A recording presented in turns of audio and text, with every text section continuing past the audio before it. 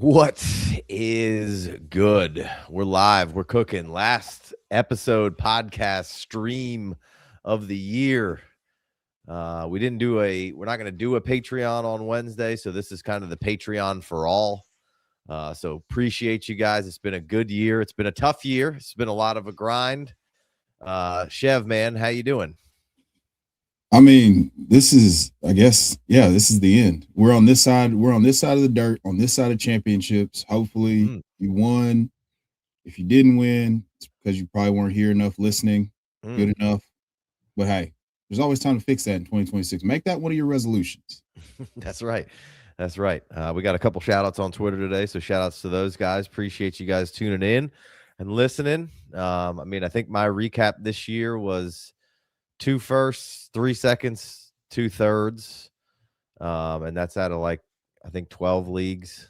And one, I got a 1-1 or a 1-2 and 1 FFPCs. I got it blown out right away. In a lot of playoffs that in the 250, me and Big Co just pulled into second. So that was the nicest second there.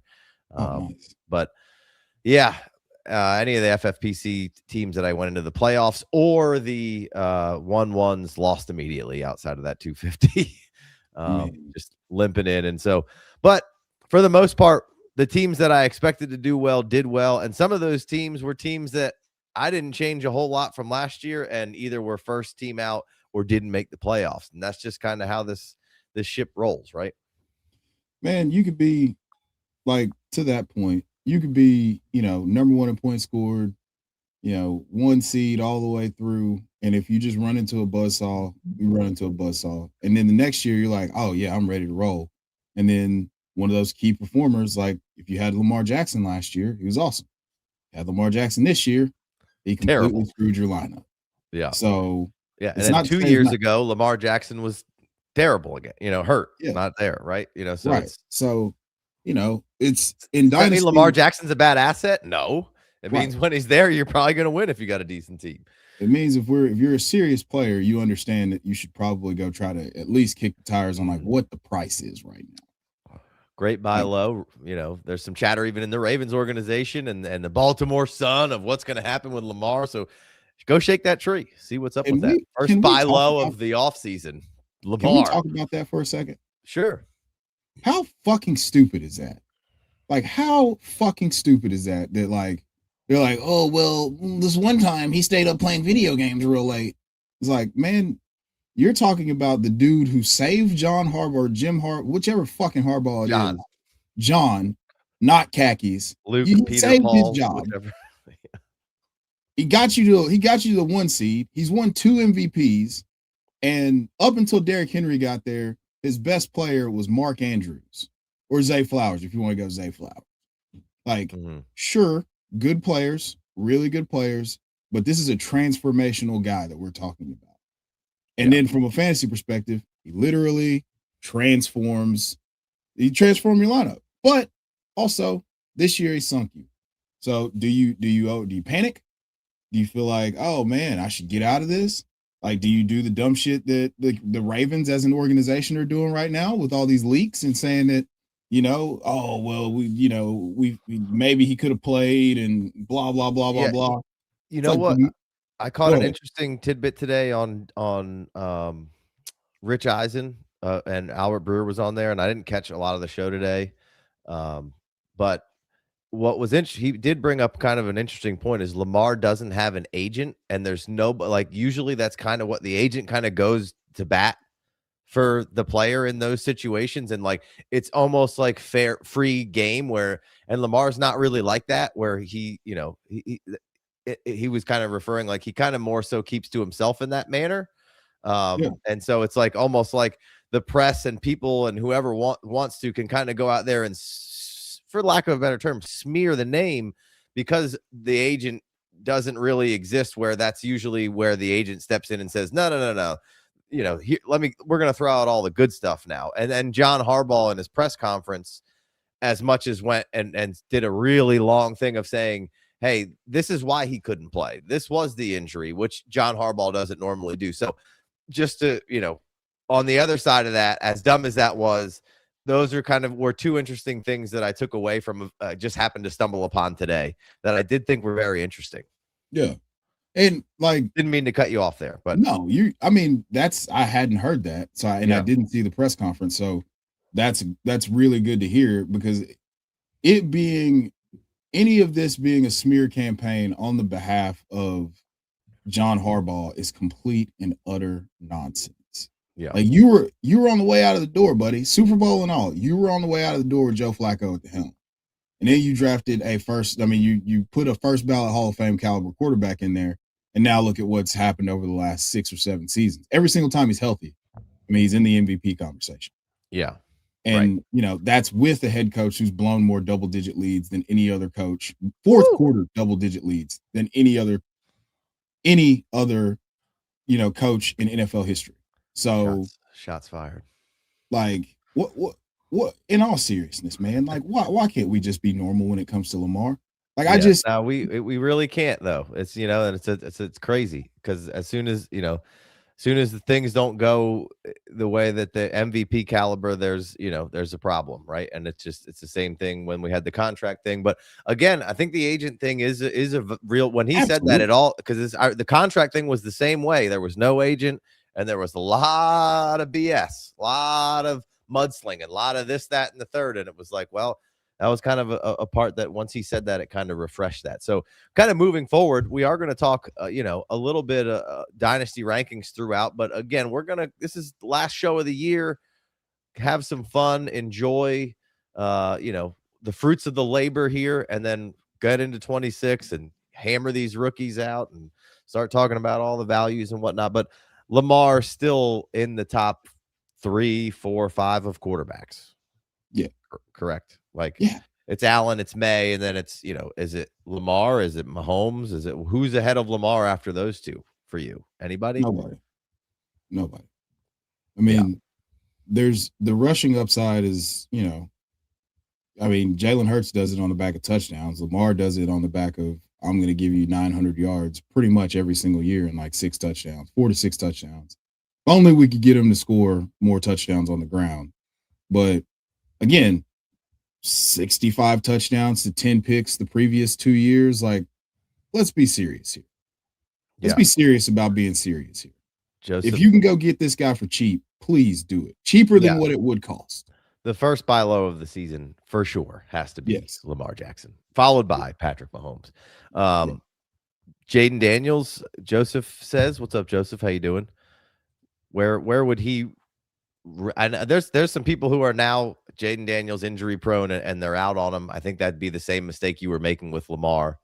I think that's the same mistake you're making with, a lot of, some silly things happen to Jaden Daniels. Now, not the most stout player, so I think you will probably have to potentially maybe deal with some injuries here or there with him. But I mean, the Commanders were probably the easiest fate of the year of just say not necessarily that they were going to be bad, but just not be where they were last year. Now they went all in and got some older guys and tried to do some interesting stuff, and just off the rip, Terry's not there, and Debo played most of the season. The backfield was weird. Defense wasn't where it was before, so I think Jaden Daniels also probably a buy low just from the murmurings of people already definitively saying, I think he's injury prone and we might need to, temper expectations on Daniels. It just fantasy, public. It's, goldfish brain. You can only remember the last thing that was in front of you. And did he hit a little bit of a sophomore slump? Absolutely. And this was always in the range of outcomes. If we're being totally honest, like, this was always in the range of outcomes. Like, he got hurt. He didn't play as well as we would like for him to have played this year. He wasn't the revelation that he was as a rookie, and we were projecting a bit for him to be, for him to go from QB5 to QB1, QB2. And, it's just another cautionary tale. We're about to do the same thing with Drake May right now. The only difference is with Drake May, he's so good in the pocket, throwing the ball deep, generating the big plays. And this isn't the best cabinet of weapons he's ever going to have in his career.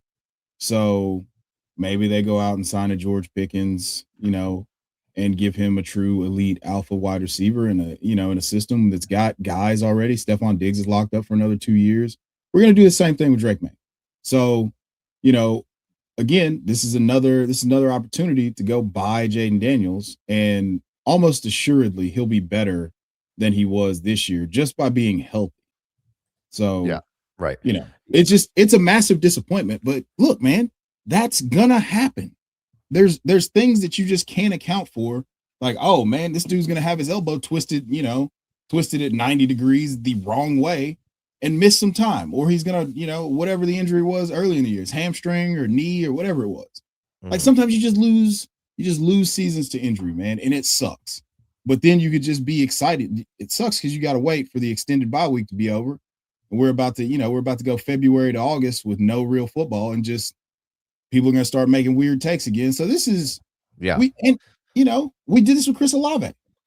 I could name a ton of players that we just, oh, Chris Olave is cooked. He's never going to be the same. Blah blah blah. Career high in touchdowns, career high in yards. I believe he's about to break his career high in receptions. Like, we just have to buy the injury dips. You buy injury dips, and you also buy situational dips. Like, there wasn't an adult in that room for a minute calling an offense necessarily. There wasn't an offense to be called, and there also wasn't, you know, what was, yeah, I mean, Carr is what Carr is, and there were times where Carr was out there and Olave was fine, but Shuck comes in here and Kellen Moore's calls come in here, and it's been very good. But this is, and I'm not trying to toot our own horn here, but like that's why a lot of the times we stay on a lot of guys like that and keep saying it over and over and over again, even though it's not necessarily fun or the sexy thing to do, but it's 9 times out of 10 the right thing to do when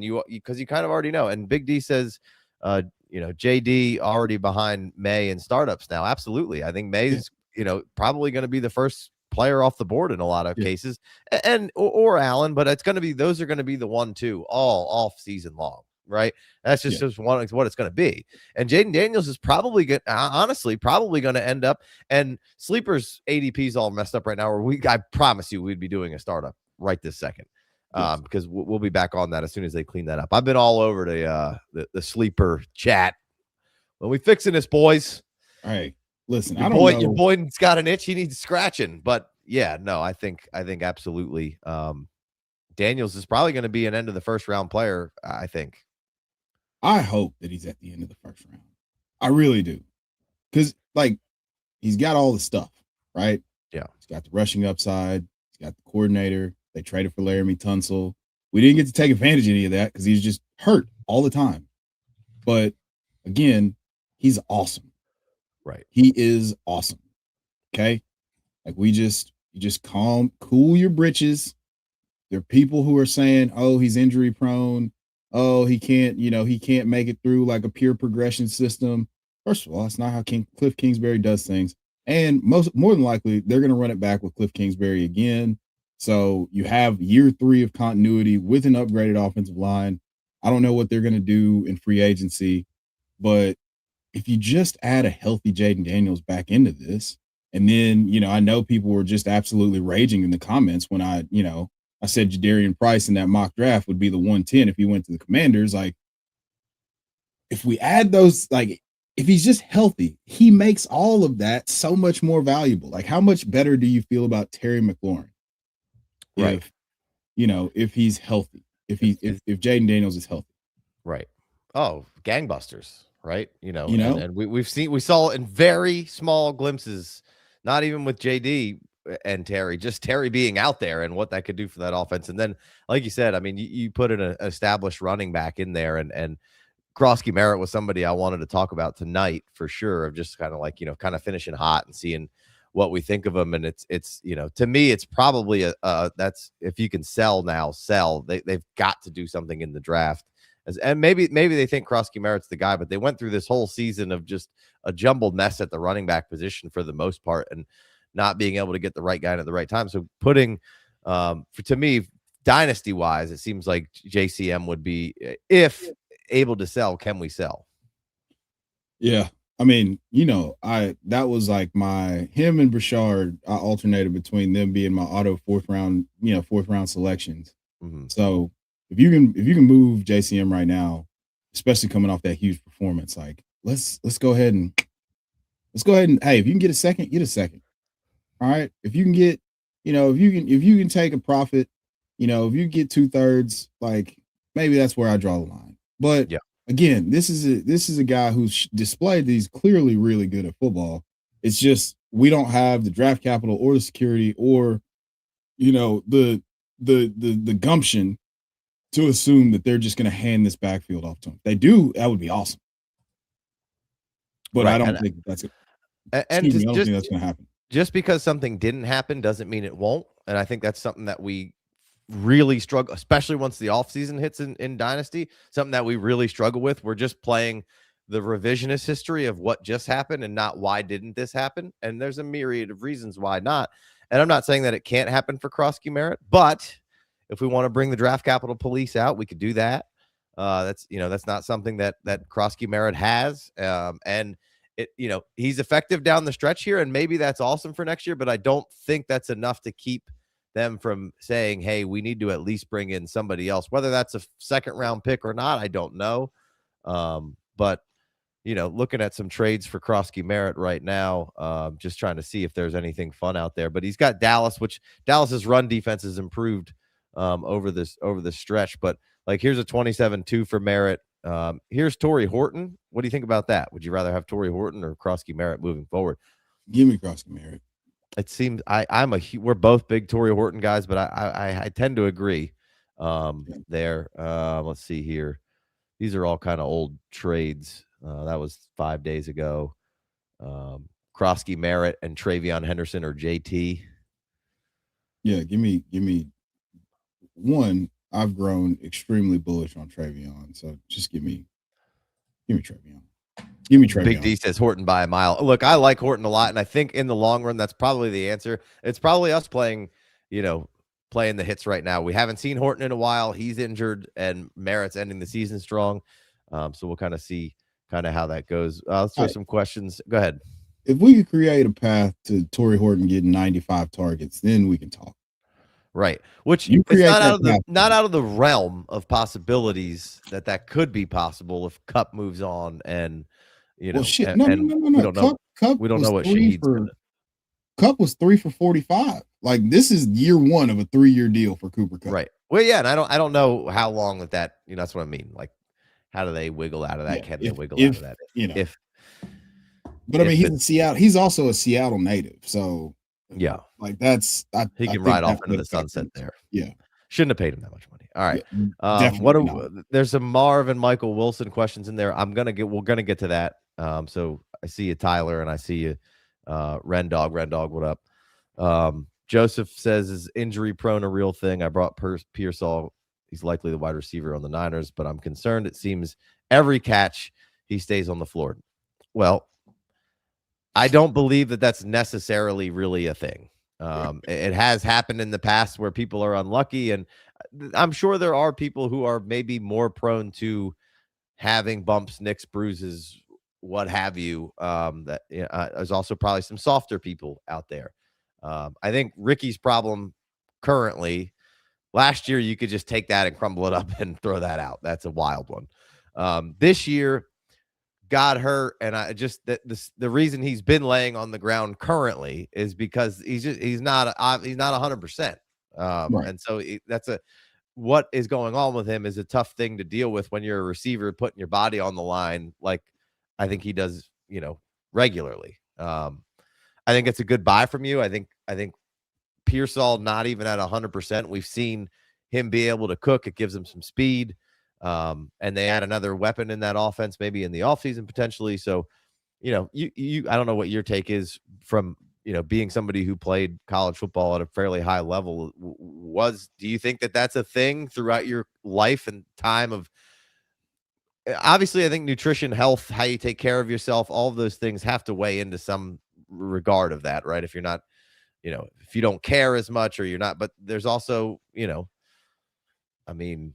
freaks that just continue to get hurt. Yeah. Keenan Allen was the one that I always go back to is Keenan Allen was injury prone and for years until he wasn't, right? And so that's usually how that goes. Yeah, we've got to get, you got to get multiple years of him playing at least 15 or 16 games. Because, I mean, here's the thing. Like, what's the difference between him and Christian Watson? Like, as far Like, as what the injuries that have gone on? yes. Like, it's just Yeah. recurring, soft tissue stuff. Then you got the PCL.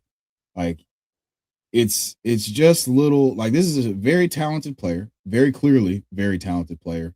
And we just haven't had a clear runway for him to just stay on course and play the entire time. Now, weeks 1 through 4, he was 20 catches, 300 yards, 2 touchdowns, I believe it was. And you saw how good he is, but it's just one of those things. Like, it's not a label that you could say, uh hey man, this is something that's just going to stick with him forever.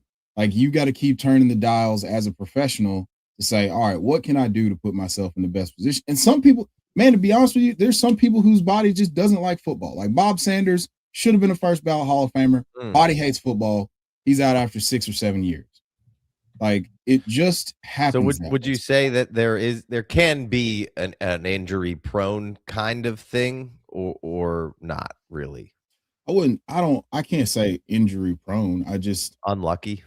unlucky, unlucky. Yeah. Because your body just doesn't respond the way that it should to a very violent game. Like, it's just that's just the nature of the beast, man. I mean, that's not to say Ricky Pearsall. All that to say, Ricky Pearsall is really good at football. He's awesome, but you just have to. You're never going to, if you're selling him, that's the first thing that somebody's going to bring up when you ask for a premium price. If you're trying to buy him, then somebody's going to bring up to you the fact that, like, whenever he's healthy, he balls out.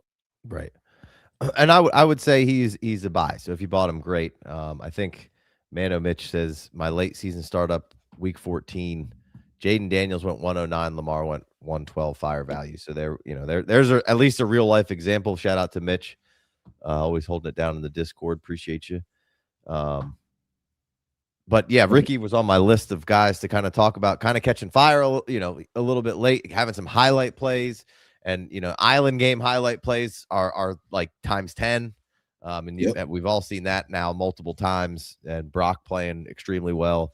Where's Ricky kind of heading into this offseason falling for you right now? Got below an Olave right now, right? Olave's shooting up there. Got to be below Olave right now, right? Yes. Okay. Yeah. How about a Zay Flowers? Yeah. Also having a good back end of the season. I know you don't like Zay. I'm not that you don't like him, but just I don't like the environment. Yeah. I'd go Zay Flowers though. Okay. How about Luther Burden the third? And we'll talk more about him in a little bit. Oh, just man. Heads up. Luther, right? All right. How about J-Mo? It's taking J-Mo. Okay. Yeah. How about Jordan? How about Jordan Addison?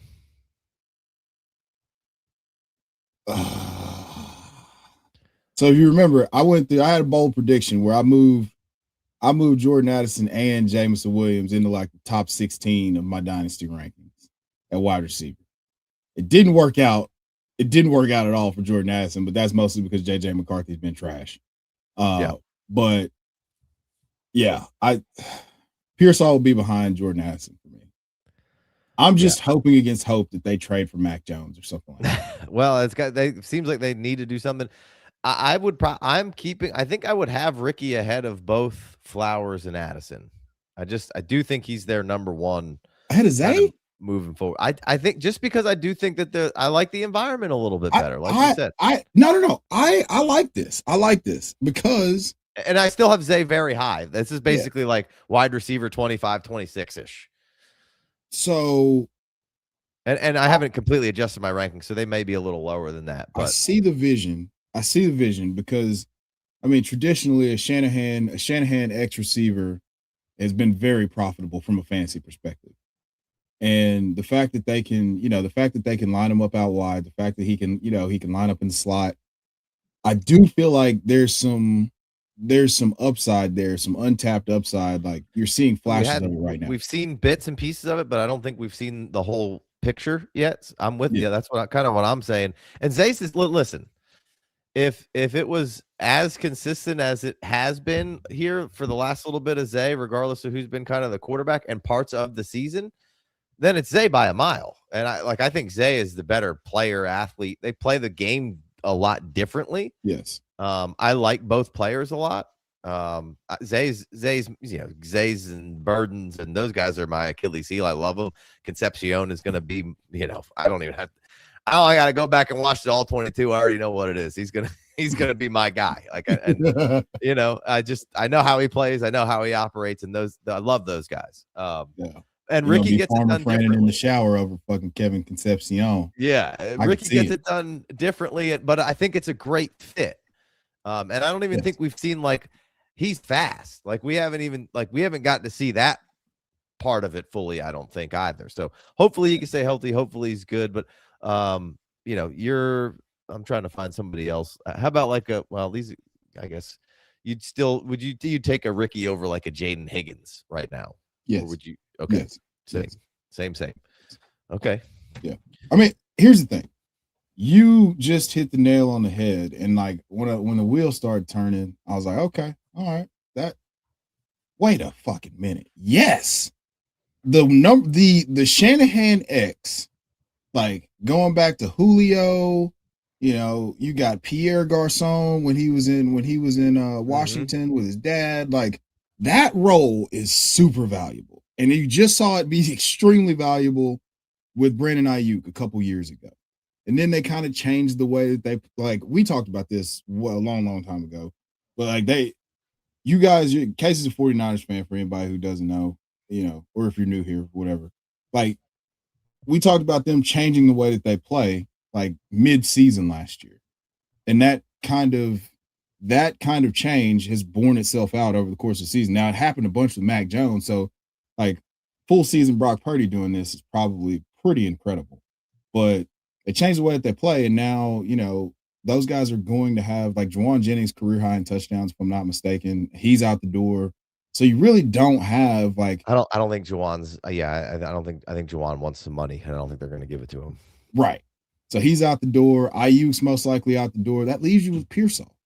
And that's at least is the constant that right? Yes. And Kittle, but you could call Kittle injury prone-ish right now. But I think that's more on the just the way he plays and the disregard for himself. And so I think that's definitely some of that. But Purdy, what we're seeing from Purdy right now is, I don't know if this is, I think they'll of course there'll be waxes and wanes of what we're seeing, but it seems like his hair is let down right now, and he's you've seen he's coming out of a shell a little bit. And the other day in the Discord, I was like, it seems like him and Kyle's Menzies are synced right now, and we're seeing something awesome.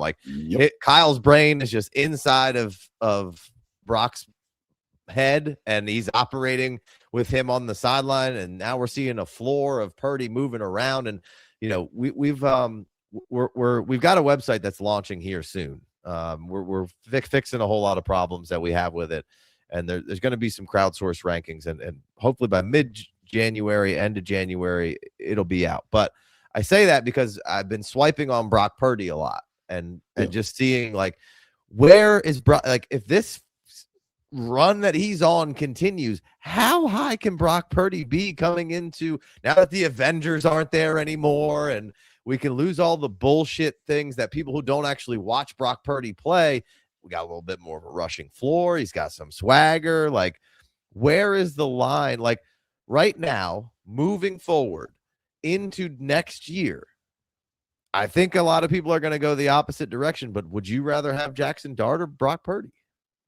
And this is, again, we're talking about what's happening in the last couple of weeks. So we're looking at a little, we're playing the, the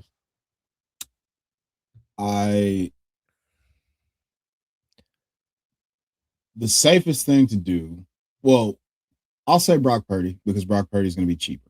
Jackson Dart's going to be around the range that, Bo Nix and Caleb Williams and Dart easily. See, that's I think that's going to be the default answer. Yes. So I'll take the cop out, and I'll take Brock Purdy, because he's going to be where Baker Mayfield was and start. The Baker Mayfield, Jordan Loves, all those guys. That's where Brock probably is going to end up. And once we start the startup, the startup mocks again, we got some good ADP. Yeah, and So there you go, Joseph. He says, "Oh, he'll go Purdy, a better system." That's and we've talked about this a little bit with Dart and where me, you, and Big Co really got to rambling. But yes, there yeah, isn't a quarterback or there isn't a coach right now that is gonna go to New York that you're gonna be like, "Oh, thank God that guy's developing Jackson Dart." The cycle right now stinks. It's all defensive guys. Maybe mm, Kafka stays around. Oh, who you mm. got? Who you got? Clint Kubiak. Sure, sure, sure. Maybe could be. I think that'd be a solid dart throw for them, but uh, it's. I don't think It's that's. It's listen. not a very Giantsy move, you know.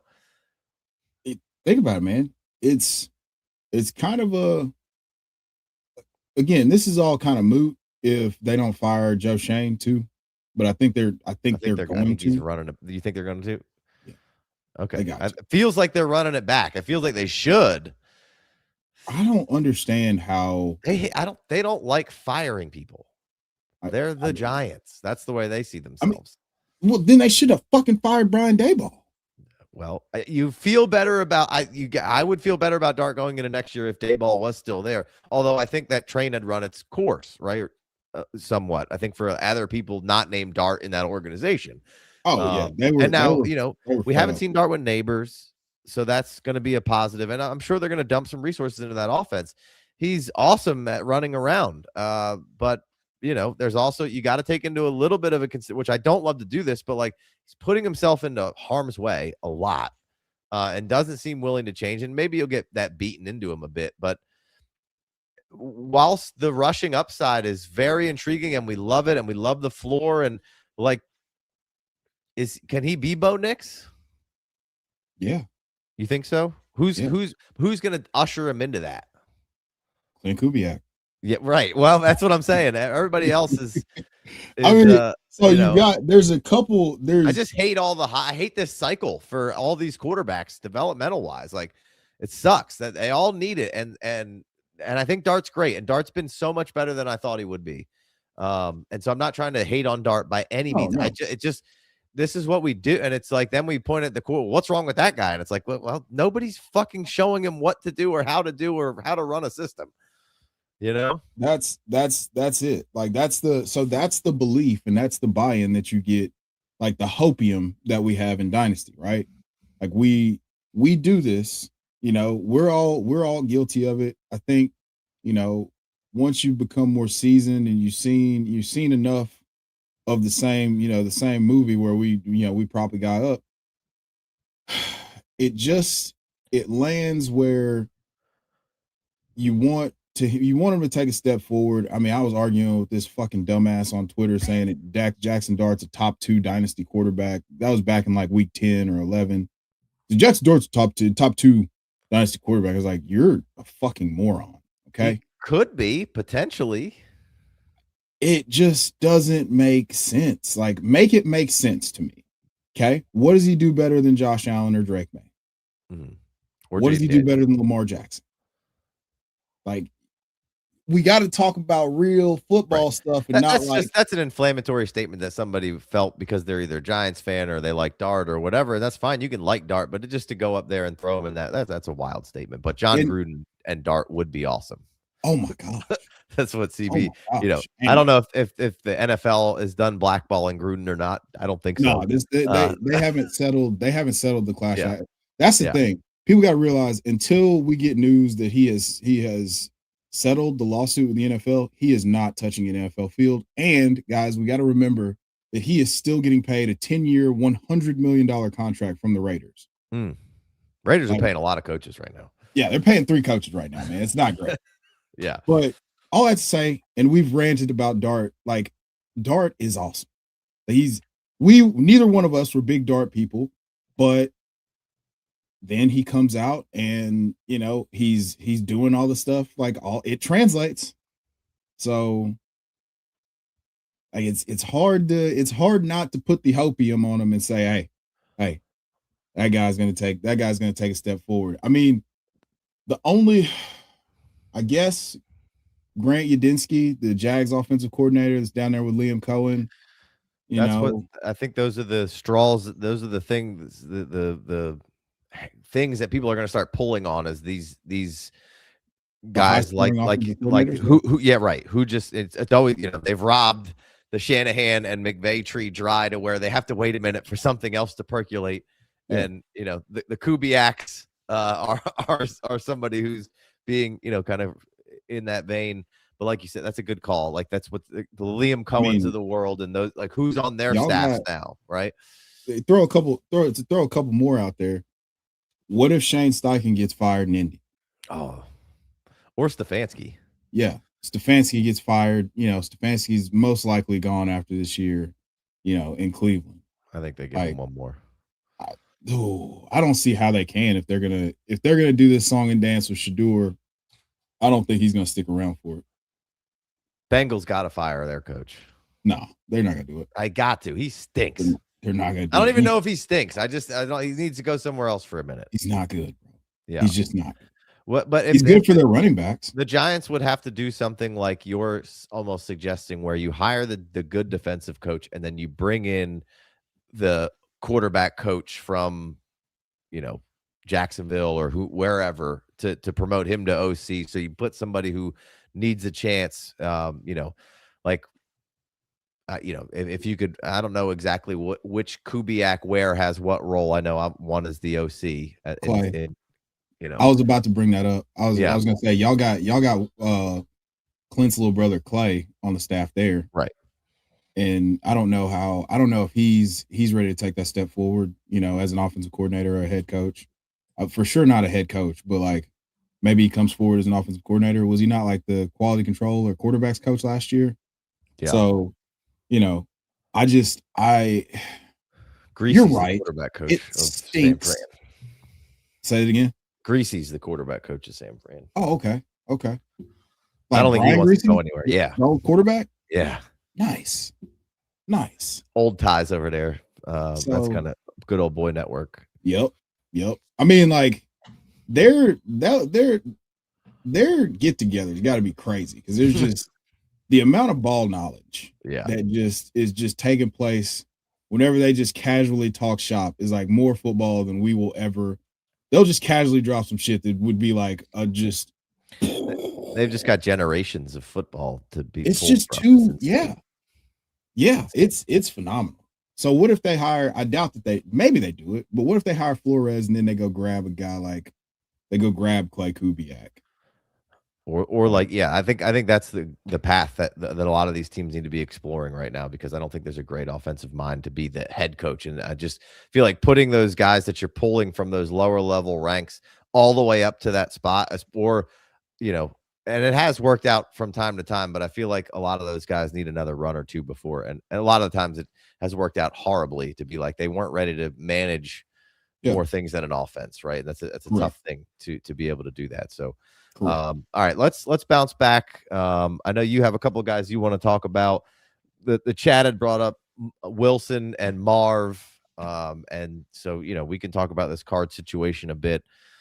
What do you make of Wilson moving into next year?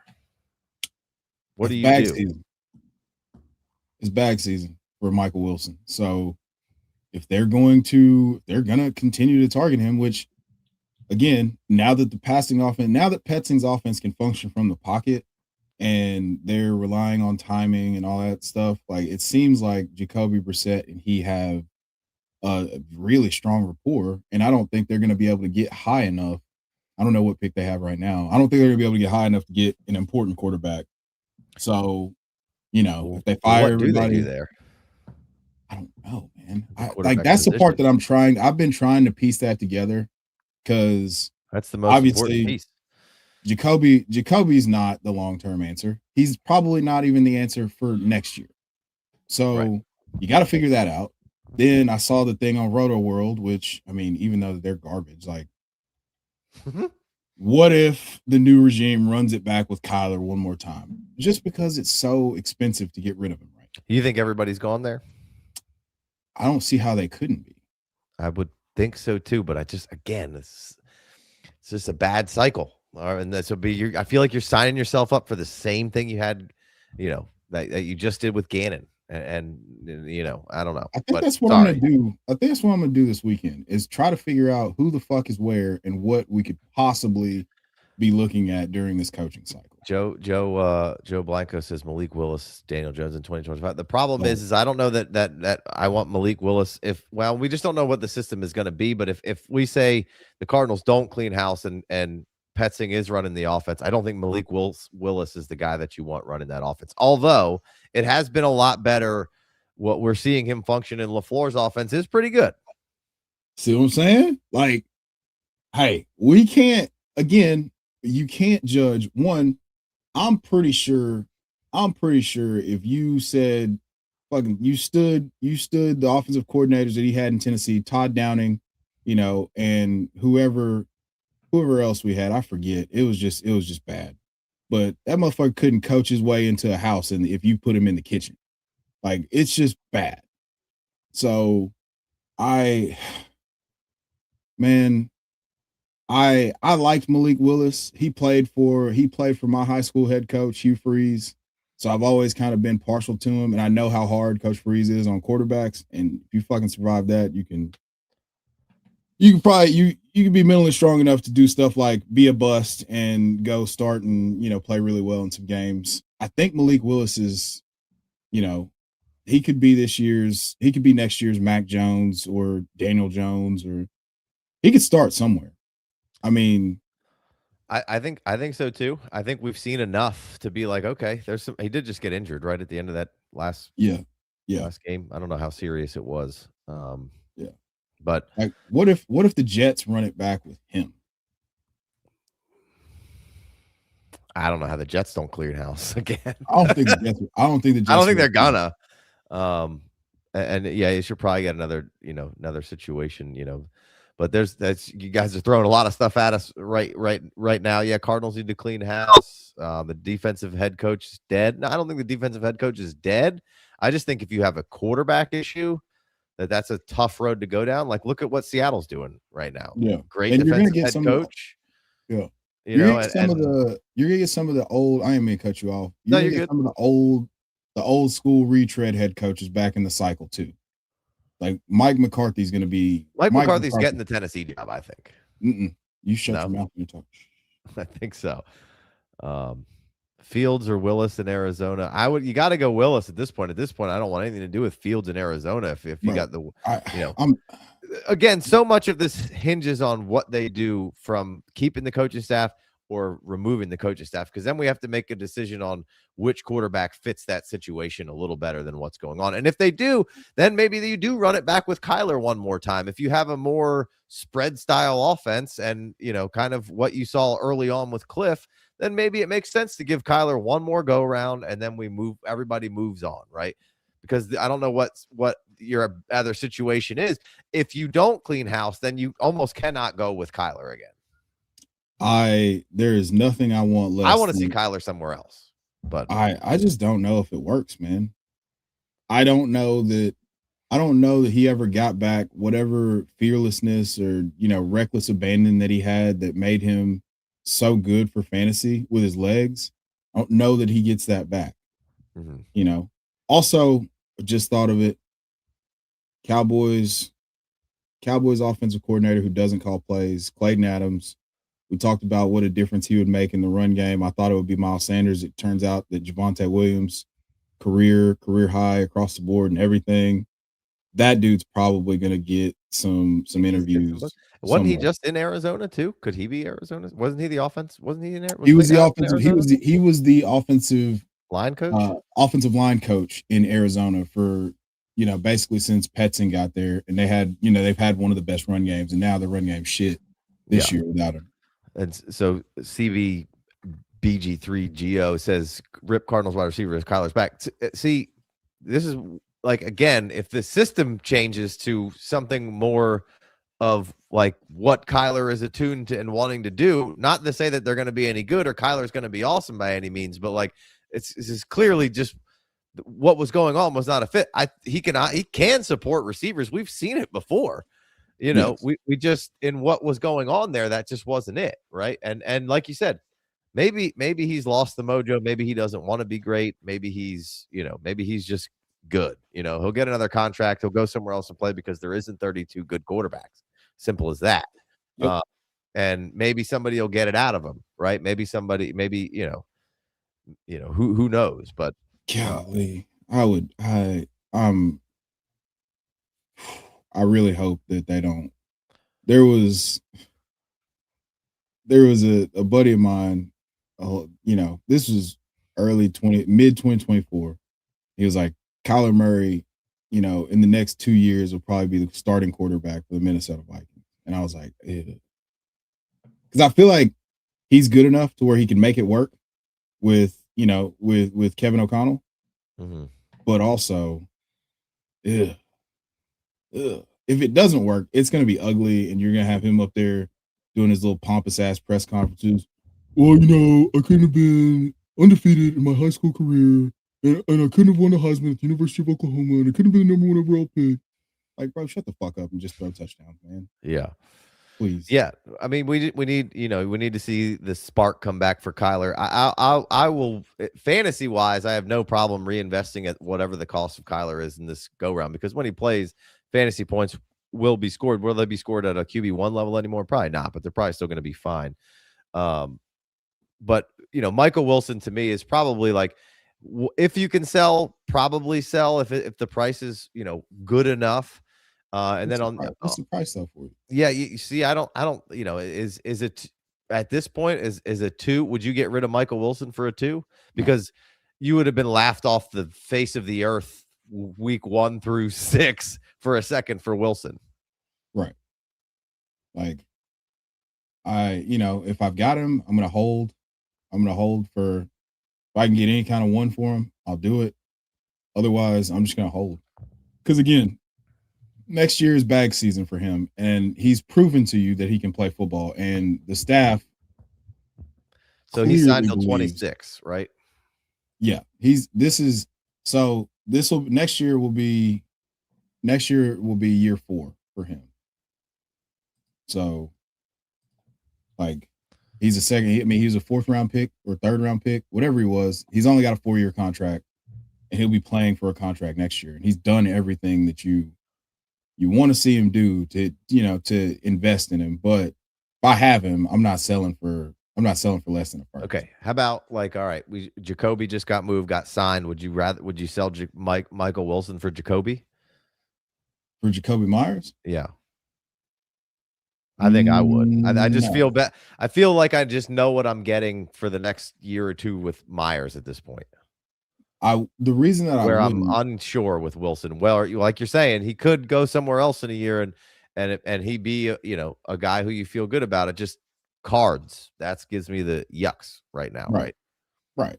But again, they clean house. If they hit the nail on the head with the coaching hire, if a guy like Mac Jones or Malik Willis, and they got the coaching hire down, or at least somebody that we can be confident they're going to be able to put a competent offense on the field. Yeah, I'll take a gamble on Michael Wilson, just because. All right, Brian Thomas Jr. All right, gonna get his powers back from the Monstars. Travis Hunter gonna recover from ankle surgery. Brendan Strange is gonna take a step forward. Jacoby Myers is gonna be really good, but I wouldn't want to count on him for week in, week out volume. Like, he'd be a best ball guy for me. But hey, it's gonna be good sometimes. And Parker Washington. Right. Yeah. Parker Washington. To me, and I think we talked about this at some point during the season on the wide receiver ranking show on the Redraft channel. Shout out to the Redraft channel. If you haven't, go over there at FFD Fantasy and subscribe. If you play Redraft at all, please do that. And we talked about on the receiver, like, he's a punt returner by nature. So that means that he's good and at being quick and shifty and elusive in spaces and sure-handed. Mm-hmm. And then once they start using those guys in the passing game, like, they tend to generate a ton of yak, and that's what Parker Washington did almost every single time that he got like 5 or 6 targets in the game. Mm-hmm. So, but are they now is Trevor to the point where he can distribute? They're an offense that can score 30 points a game, right? So is that bring things back to life for it does for me. Like it's like, all right, well, I don't need to be like I think 3 assets could have a decent game there each week, potentially. Right, right. And so then you would be betting on like you would have to figure out which, you're playing roulette at that point. Mhm. You figure out which receiver it is. We thought it was going to be Brian Thomas. I think Brian Thomas is going to get his powers back. I think he really is struggling. I think he's struggling mentally. And I think he's struggling physically. Yeah, And I I think think that both. I think there's a I agree. tremendous dip, right, that we could buy with Brian Thomas. Because I mean, he showed you everything that you wanted to see from an alpha wide receiver, but he absolutely tanked you. So now there's the fear that he's just going to go in the way of a guy like Kelvin Benjamin, but I Yeah. can't see that happening. Yeah, no, So I don't think so. We I think he'll be all right. But yeah, so Michael Wilson, Jacoby would be an okay target for me. That one just kind of popped up. Like, you would for sure trade him for like a Jaden Higgins right now, right? yes, Like, so somebody like that, or like, is Trey Harris somebody sexy enough for you right now? Because I think again, this could go back to being a nothing burger real fast, and Trey Harris, at least for if Wilson goes back into the ether a little, Trey Harris is still going to have a little bit of juice. I don't think toothpaste is going back in the tube though. You know, That's the thing is I well, don't just new regime, new thing, new everything. I don't know. It's just a hard thing for me to be confident, and I guess would be my no, thought process. you don't feel. I mean, you're making a semi blind bet. Like you're making the bet that hey, the coaching staff, this is on tape. They've seen this. They're gonna go back and watch how the offense functioned when they targeted him a bunch. And like that's the bet that I would be trying to make. But at the same time, for me, Trey Harris, that wide receiver room could potentially look a lot different, with Keenan Allen moving on and Trey Mhm. Harris. You've seen his involvement grow. You've Right. seen what he can do in very limited opportunity. What if they build the passing tree? What if they build a passing tree around Lad McConkey, Trey Harris, and Rondé Gadsden in 2026? Thank you. Like, and you still got Quentin Johnston to do all the deep ball gadget stuff. Now he can catch the ball over his shoulder, apparently. Hmm. So I think it's delayed gratification with Trey Harris. I still really believe in Trey Harris because there's no reason not to. But I would take Michael Wilson because I think he's the better bet Woo! for production. He's a better bet for production in 2026 and potentially 2020. Yeah, at least 2026. Quentin Johnston, I don't know if he's going to get his fifth year option exercised. So if that I does, would. then that pushes us to like 2027. Yeah. Yeah, I would. So this guy, Joe says Wilson for Chim DK. Michael Wilson? Yeah. I'm sticking with Wilson there. Yeah. And that Although everything I just said about Parker Washington also applies to Jim plus D. sure, sure. Um, yeah. So this guy just said he traded Daniel Jones, T. Higgins, and Sam Laporta and a 28 first for Josh Allen, a Conquo, 28 third. What the fuck did I just do? So I mean, you got Josh Allen. That's what you did. Yeah. Uh, I'm gonna assume that it's super flex. yeah, you got Josh Allen and you can figure out a way to get that first back. Yeah, we're straight. Yeah. You know, when he's somebody, if your team's good and you're ready to roll, Josh Allen can easily take you over the top and win you a championship. Like, Yes. and that's And just kind of what it is. Danny Dimes could, T Higgins is good, Laporta, all those guys are awesome players and good. Not all awesome, but all solid and or have been very very good players. But what Josh Allen is the best player currently, and so yeah, I mean, we're straight. yeah, absolutely. I mean, look, here's the deal. Before Daniel Jones played a snap in 2025, I just realized what Here's the deal. before Daniel Jones played a snap in 2025, there's zero chance that you would get this deal done. Right. So he played well enough to where somebody believes he can come back from the Achilles and play good again. And you capitalized on that because I Yeah. 1000% would be that's the way that you tear up, big dog. Good Yeah, job. you're rebuilt. Somebody was probably rebuilding, needed to fill out some spots and needed some depth, and so that that's a well done move there if all systems are ready to go. So the Marv side of the other thing, there was some as Marv cooked and yada yada yada. Um, you know, these are the ones that are hard to stay with, right? Because now we've gone through 2 seasons. Um, Michael Wilson is crushing it now. Marv has missed a chunk of that time whilst Michael Wilson has been crushing it. So they're hard to stick with your convictions on this, but could be ginormously paid off if you do. Are you Yeah, still convicted? I told you before the season started. I Because you don't think were convicted, you just didn't like what was going on, which was fair. I I said this before the season. I don't think that this offensive coordinator, this environment is where we can get the best version of Marv. Now, that applied to all pass catchers not named Trey McBride, but it's really hard to ignore what Michael Wilson has looked like when being hyper targeted.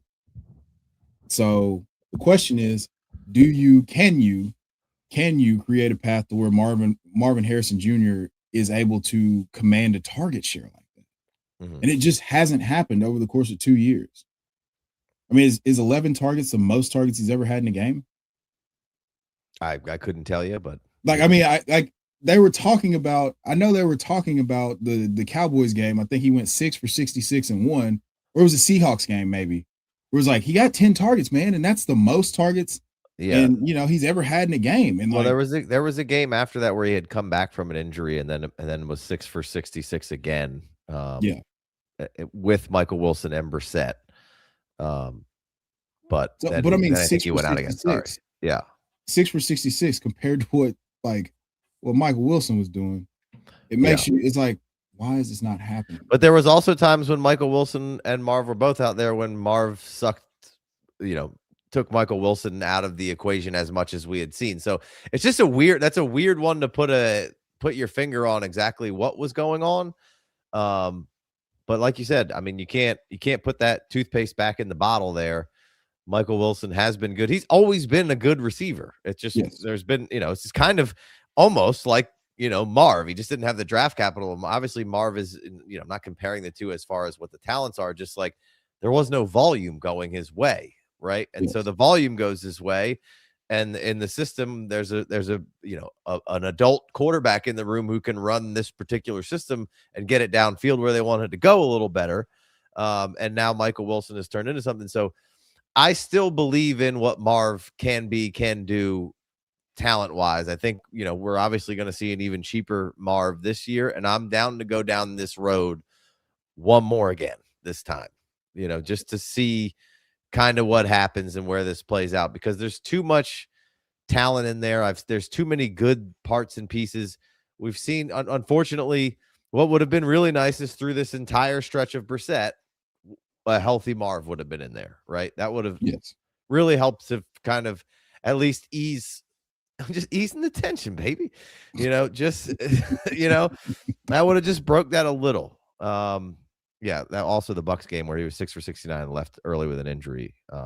So yeah, I think that was the game after that, maybe Yeah. Seahawks game potentially. Yeah. So I agree. I think Big D says he's a buy for him. I think you gotta.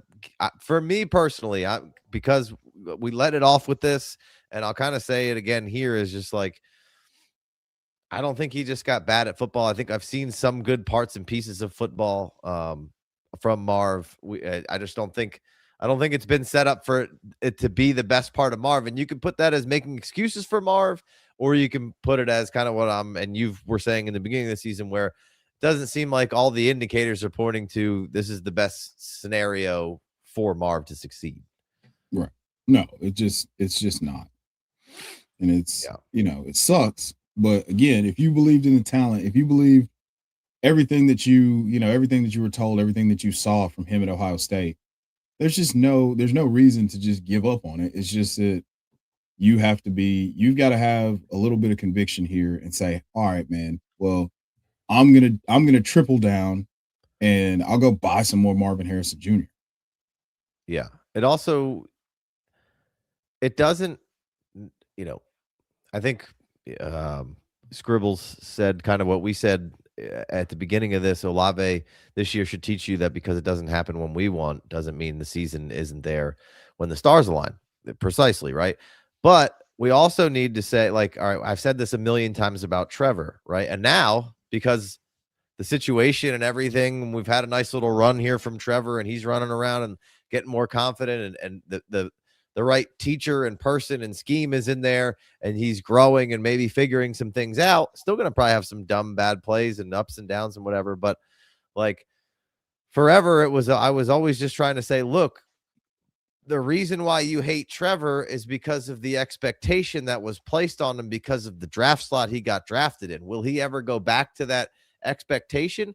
Well, now we're starting to see it a little bit. It didn't seem like it ever would, but I was okay with that and still saying, just because that isn't what we're getting out of Trevor, and maybe you can say it's a bust from where you purchased it, still doesn't mean he can't be a productive, good player. And it's a you thing that you got to get over that part of it of like, okay, it wasn't what we thought it was, but it doesn't mean it's trash.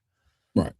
And that's potentially what could happen with Marv, or we could also see a Trevor-like trajectory here where things get right and the right people get around him and the right system is in place, which, you could say, well, why does somebody need all those things to succeed? I don't, I don't know, but sometimes that's what it is.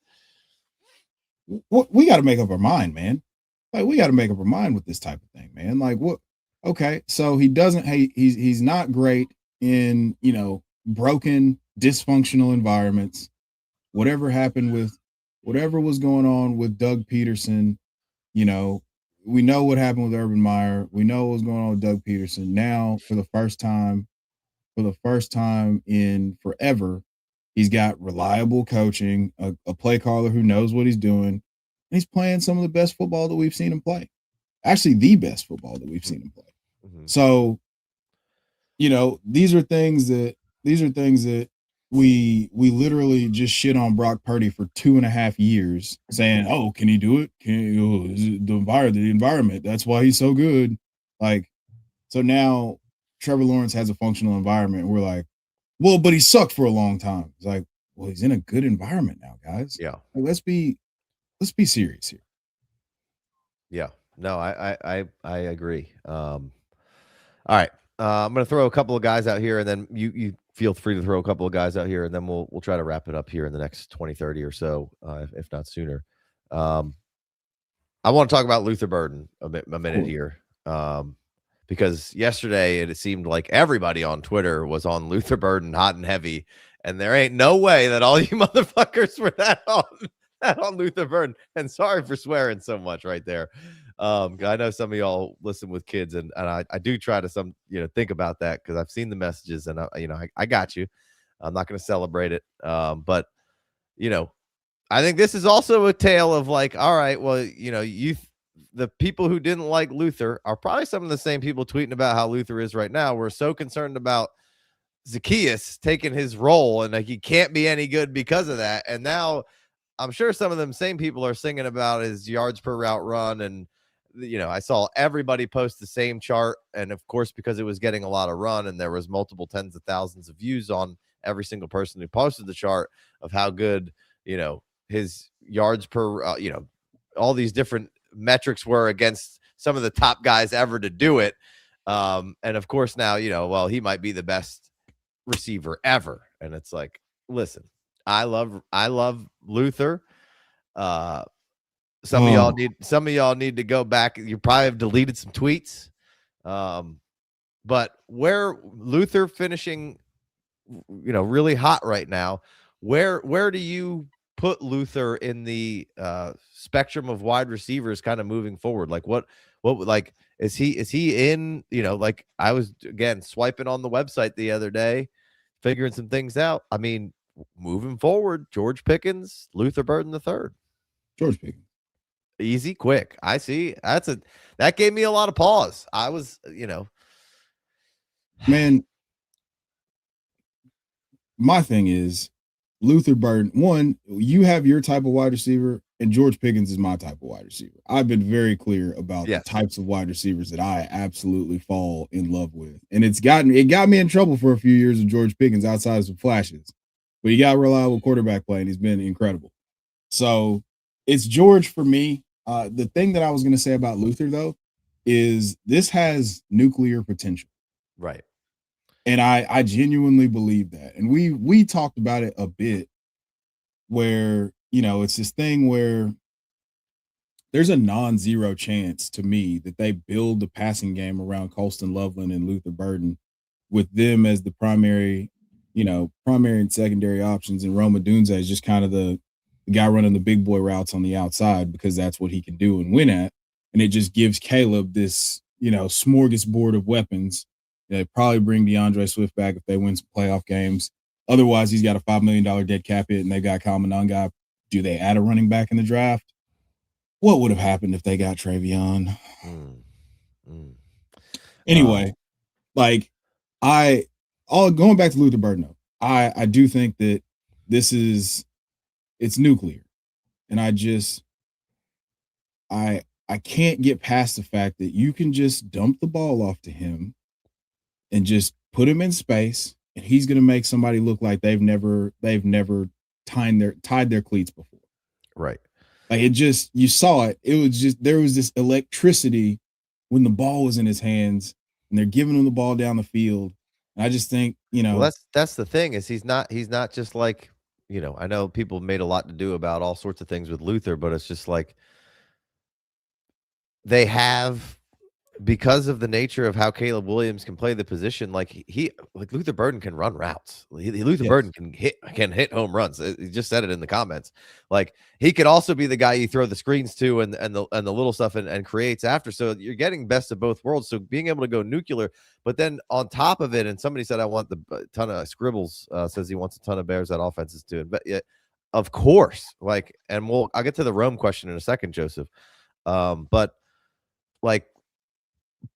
You're putting Ben Johnson, and now you're putting Caleb, who, I know Collinsworth, I think he was just trying to say some shit, but it was just like, if you've watched the games of Caleb and the progression in that Niners game, of course, it was like 7-on-7.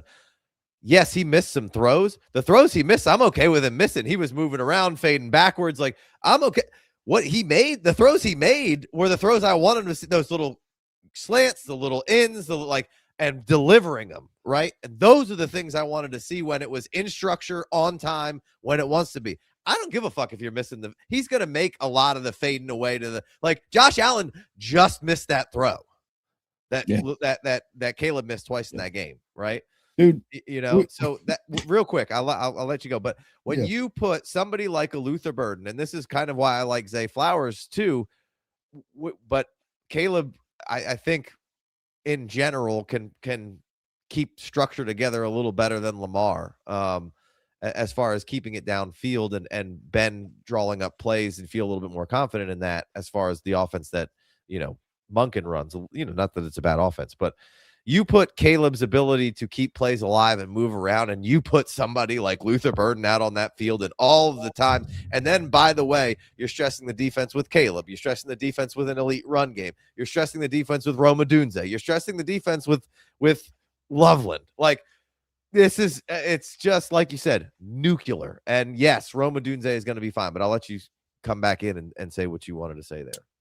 The thing about it is, somebody just in the comments, just said, a St. Brown and Jameson Williams hybrid. Now, I mean, Percy Burden, yeah, these are great. If you're not old enough to remember Percy Harvin, that's been? When I was watching it, I was like, oh, this kind of, now, again, it's not Percy Harvin, but it was really good. And that was what I wanted to see from him, is like, all right, if we give you 7 or 8 targets, which before he hurt his ankle, I mean, he was 6 for 84 the game before he hurt his ankle and missed week 16, I believe it was. So with that being the case, like, what does it look like if you can just cheaply get him 10 targets a game, 4 of those are at the line of scrimmage where he generates crazy yak, and then the other 6 are him lined up as a wide receiver, running receiver, doing real receiver things. You've got a 10 target guy who can score from anywhere on the field. Yeah. Like, what's that worth in fantasy? Yeah. and you know, everybody's asking about Rome in the comments. Look, what Rome does for this offense is completely different. What they're doing here is building a complete offense of like, Yes. hey, this guy can do this, and he's a very dangerous man. And you know, we saw what it was with Rome early on this season. It looked like, oh my god. And then Yeah. how long has he been hurt? And there's a lot of man and zone things that were, but it's like, hey, that's fine. If you don't think Rome's going to improve on those things, I think you're crazy.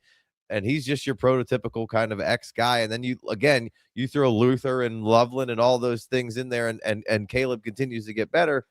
And there's just gonna, you know, each is gonna feed off another, off of another, and just, you know, just go back to that, you know, Lions of Laporta and Amon Ra and JMO, and like they didn't even really have a Luther or a Rome in that offense. Right. You know what I mean?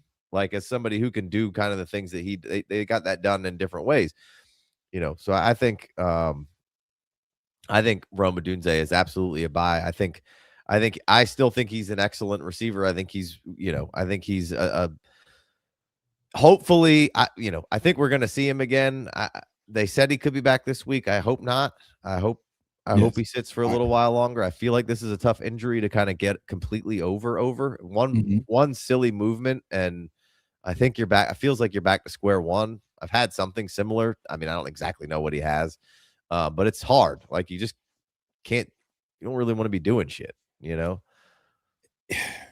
But anyway, I think with Rome, it's a little bit of scorned, you know, it's a little bit of scorned, like, oh, Rome's awesome. I traded for Rome, and then all of a sudden he just stopped being a of wide receiver course, one.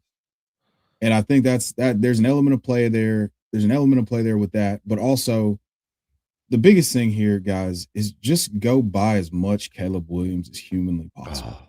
All right, Caleb or Jaden Daniels. Caleb. Whew. This is okay. So let's do a thought exercise here. Okay, which offensive line do you prefer? Yeah, I mean, Bears are Bears Commanders. currently. Yeah. Okay. Which running backs do you prefer? Bears or Commanders? Currently, Bears, could be Commanders next year, but it also could be Bears big time next year. You Yep. know, Yep. Okay. just which run scheme do I prefer? Bears. Yes, exactly. So which play caller do you prefer? Ben Johnson or Cliff Kingsbury? Ben. Okay. And which set of pass catchers do you prefer? Every single. Well, I shouldn't say that because I think Terry's elite. So you would you rather have Terry? It's the you know, it's the Bears, right? quadruplets that the Bears potentially could have. Right. So it's the Bears. So everything is the Bears. The only difference is that Jaden Daniels has this massive rushing upside that, you know, you're like, hey man, he could give me 900 yards on the ground. But Caleb's going to give you 4 to 500, and he's going to throw 26 to 30 touchdowns. Dude, the GPS on Caleb he's fast, dude. And he has the same type of rushing upside. He's just got a cabinet of weapons that he can distribute the ball to, and he's been distributing the ball in spite of what Chris Collinsworth says. He's been distributing the ball, and this is not the finished product. Now I'm going to do the hopium thing a little bit, but this is not the finished product of what like, think about what Jared Goff looked like in year one with Ben Johnson versus what he looked like in 2023 and what he looked like in 2024. Like, it can get better. These guys can get better. He has a whole offseason to work with Colston Loveland, who wasn't available for any of training camp or OTAs, pretty much, or most of training camp, and OTAs, mini camp, all that shit. Luther Burden and Colston Loveland were not available. Right. So they're building the airplane in the air with super talented players that aren't going to get scripted out of this whole deal.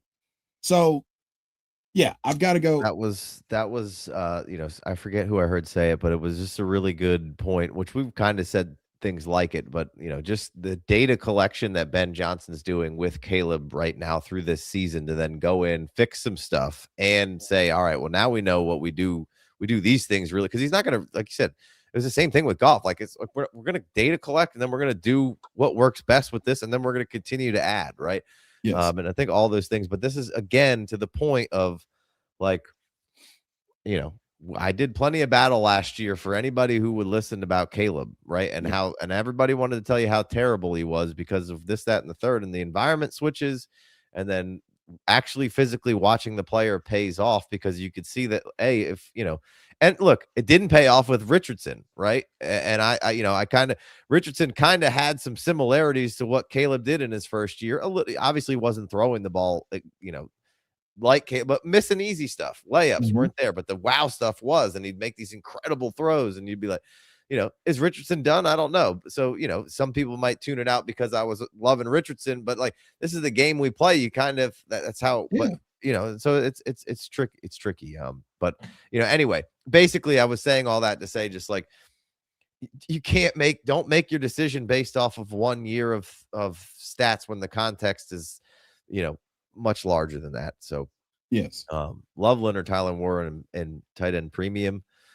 I still lean Warren. The wheels fell off of this Colts thing, all the like complete opposite situations where things were going really well for the Colts in the beginning. They were figuring things out for the Bears in the beginning, and now everything fell off for the Colts. So Warren will probably be a buy, and I think everyone in the offseason will be screaming Loveland, which rightfully so. I think Loveland's awesome. Like, you know, but I still think I think Warren's just my type of guy. Yeah, I love Tyler Warren. I think Tyler Warren's awesome. I think, Daniel Jones is able to stay healthy. We're not having this conversation.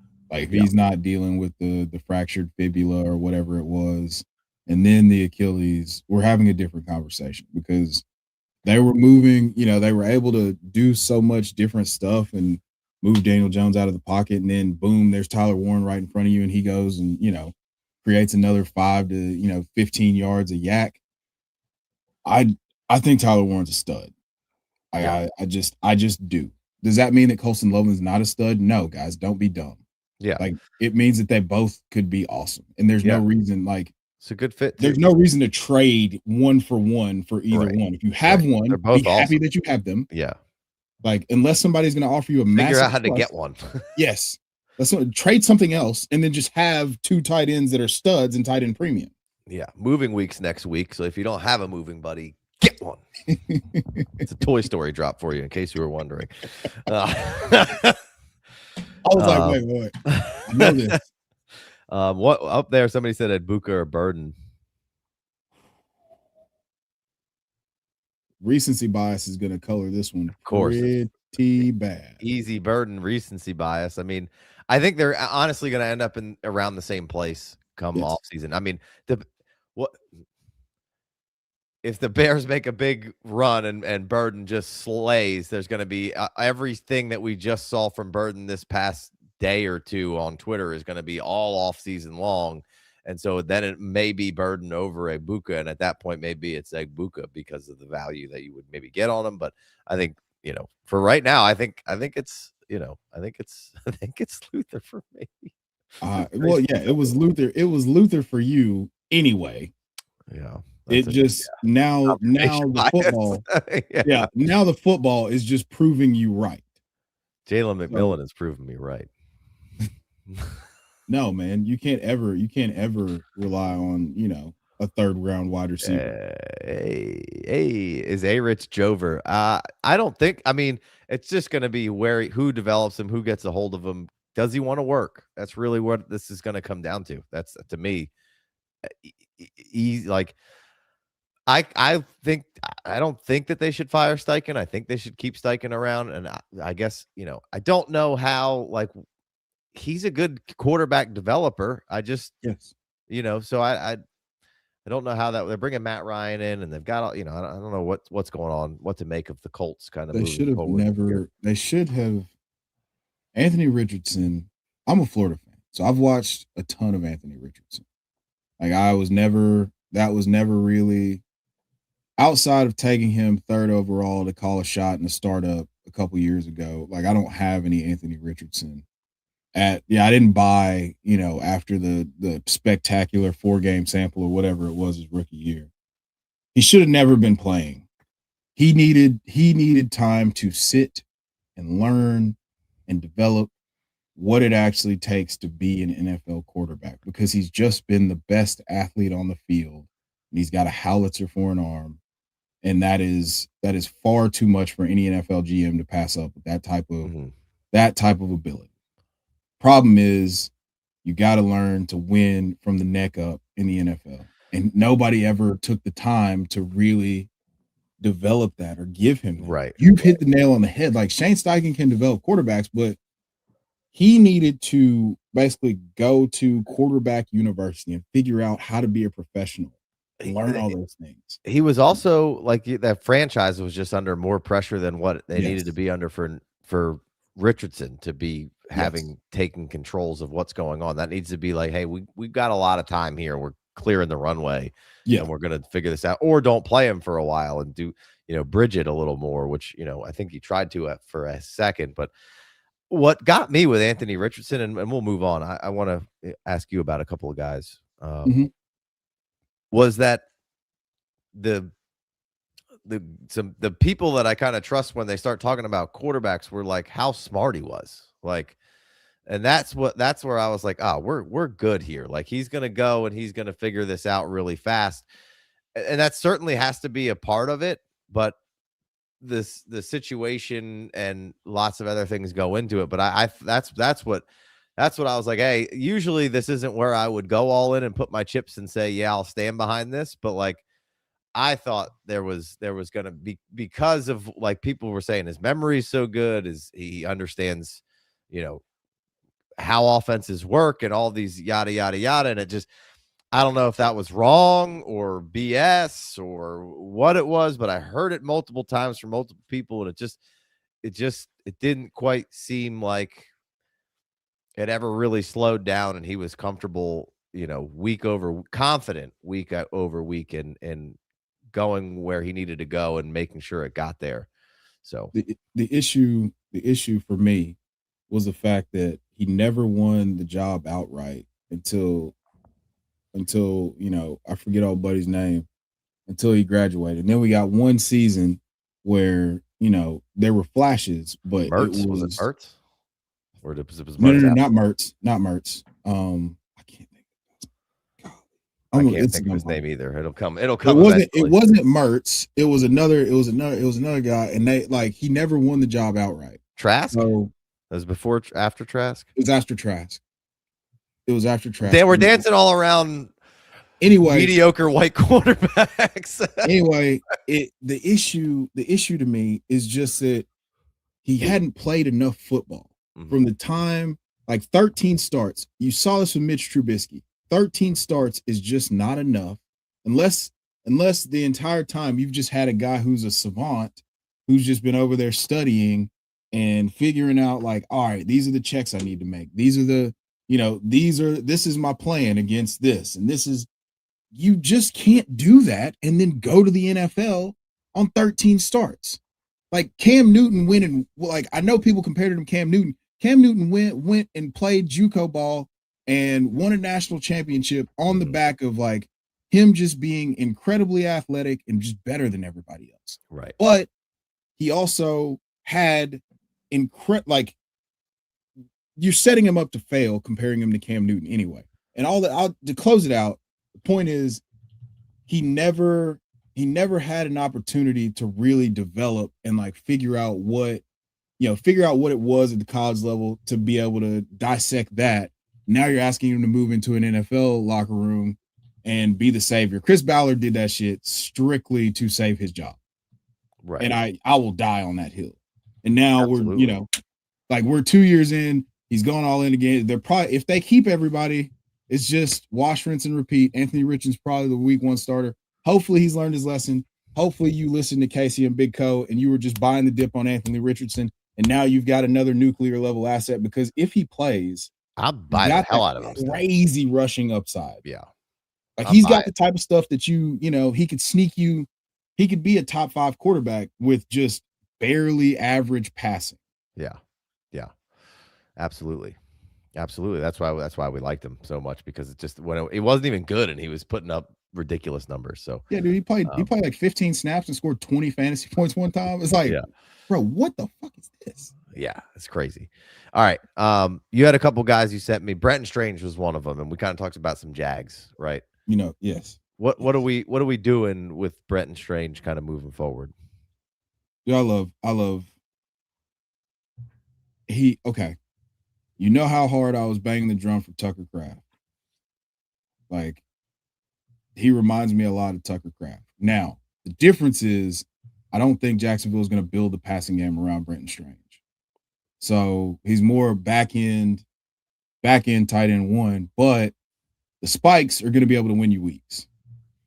So, he came off IR, 5 for 93. The target volume has been kind of spotty. Like, the target volume has been kind of spotty the last few weeks. I think that, we got a touchdown in week 16. Last week was kind of, meh, whatever. But this is a guy who's definitely, he's going to be on my radar in 2026. Like, we're doing startups, we're doing mocks, we're trading. I'm going to try to get him. Hopefully, he finishes the season kind of quiet, because I think that he's one of the guys. One, he generates a lot of yak, so you don't have to. There's not crazy target volume. It's kind of the Kittle paradox thing. Like, he's only going to get 100 targets, but he's going to turn those 100 targets into potentially 700 or 800 yards, because he's going to get 60 catches.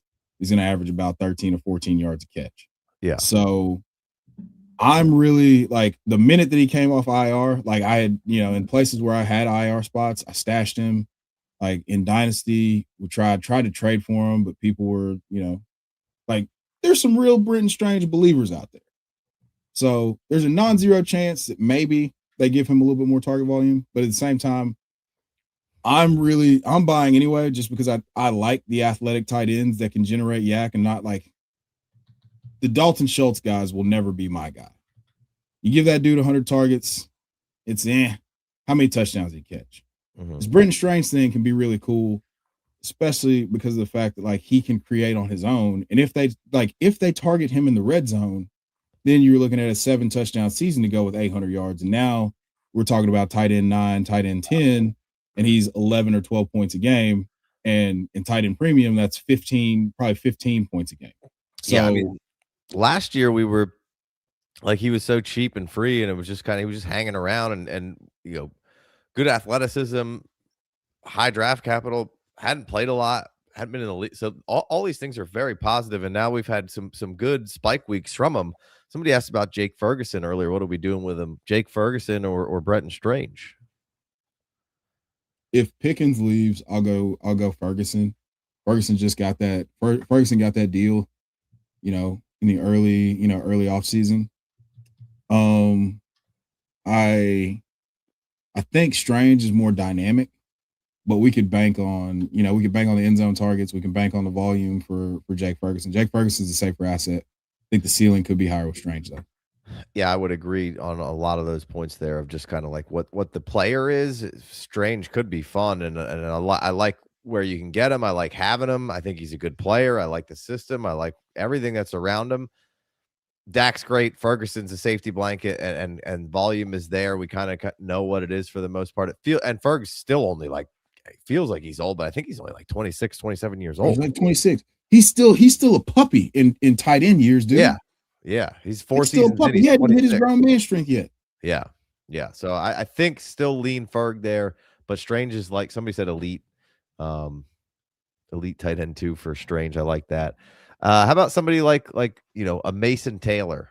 Would you rather give me Brenton Strange? Give me Brenton Strange. Don't even Mason Taylor coming in. I despise Mason Taylor. I will never. He had some good weeks. He has looked good. I know the P Whopper liked him for stretches of the year. If you haven't paid attention to what we've been doing with Joseph and the P Whopper, it's basically the most predictive metric out there. His metric slaps every other metric in its little fanny. So suck it, haters. It liked Mason Taylor through chunks, but you would go Strange right now because of what is unknown with the Jets. Yes, I would go Strange, but that could flip very quickly for me to go to Taylor, just because, like, void of pass catchers over there. It's Garrett Wilson and who else, and Mason Taylor could be a big part of that. And we've kind of seen it a little bit here and there. So not even if there's a fire. Not even if there's a fire. I like your boy Chig, man. I think Chig needs to. Chig's about to go somewhere and get a bag. It'll be I think nice. he needs a bag, get some volume somewhere. Um, but let's say Chig goes somewhere that you like the positioning. Would you take a Chig or a Strange? Strange. Okay.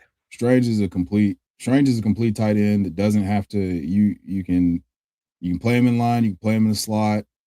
Like I really believe in this dude, and I think that you know I think that when he's going to be one of those guys that's completely forgotten. He's in, like when I was saying, hey, man, Tucker Craft, this could be a thing.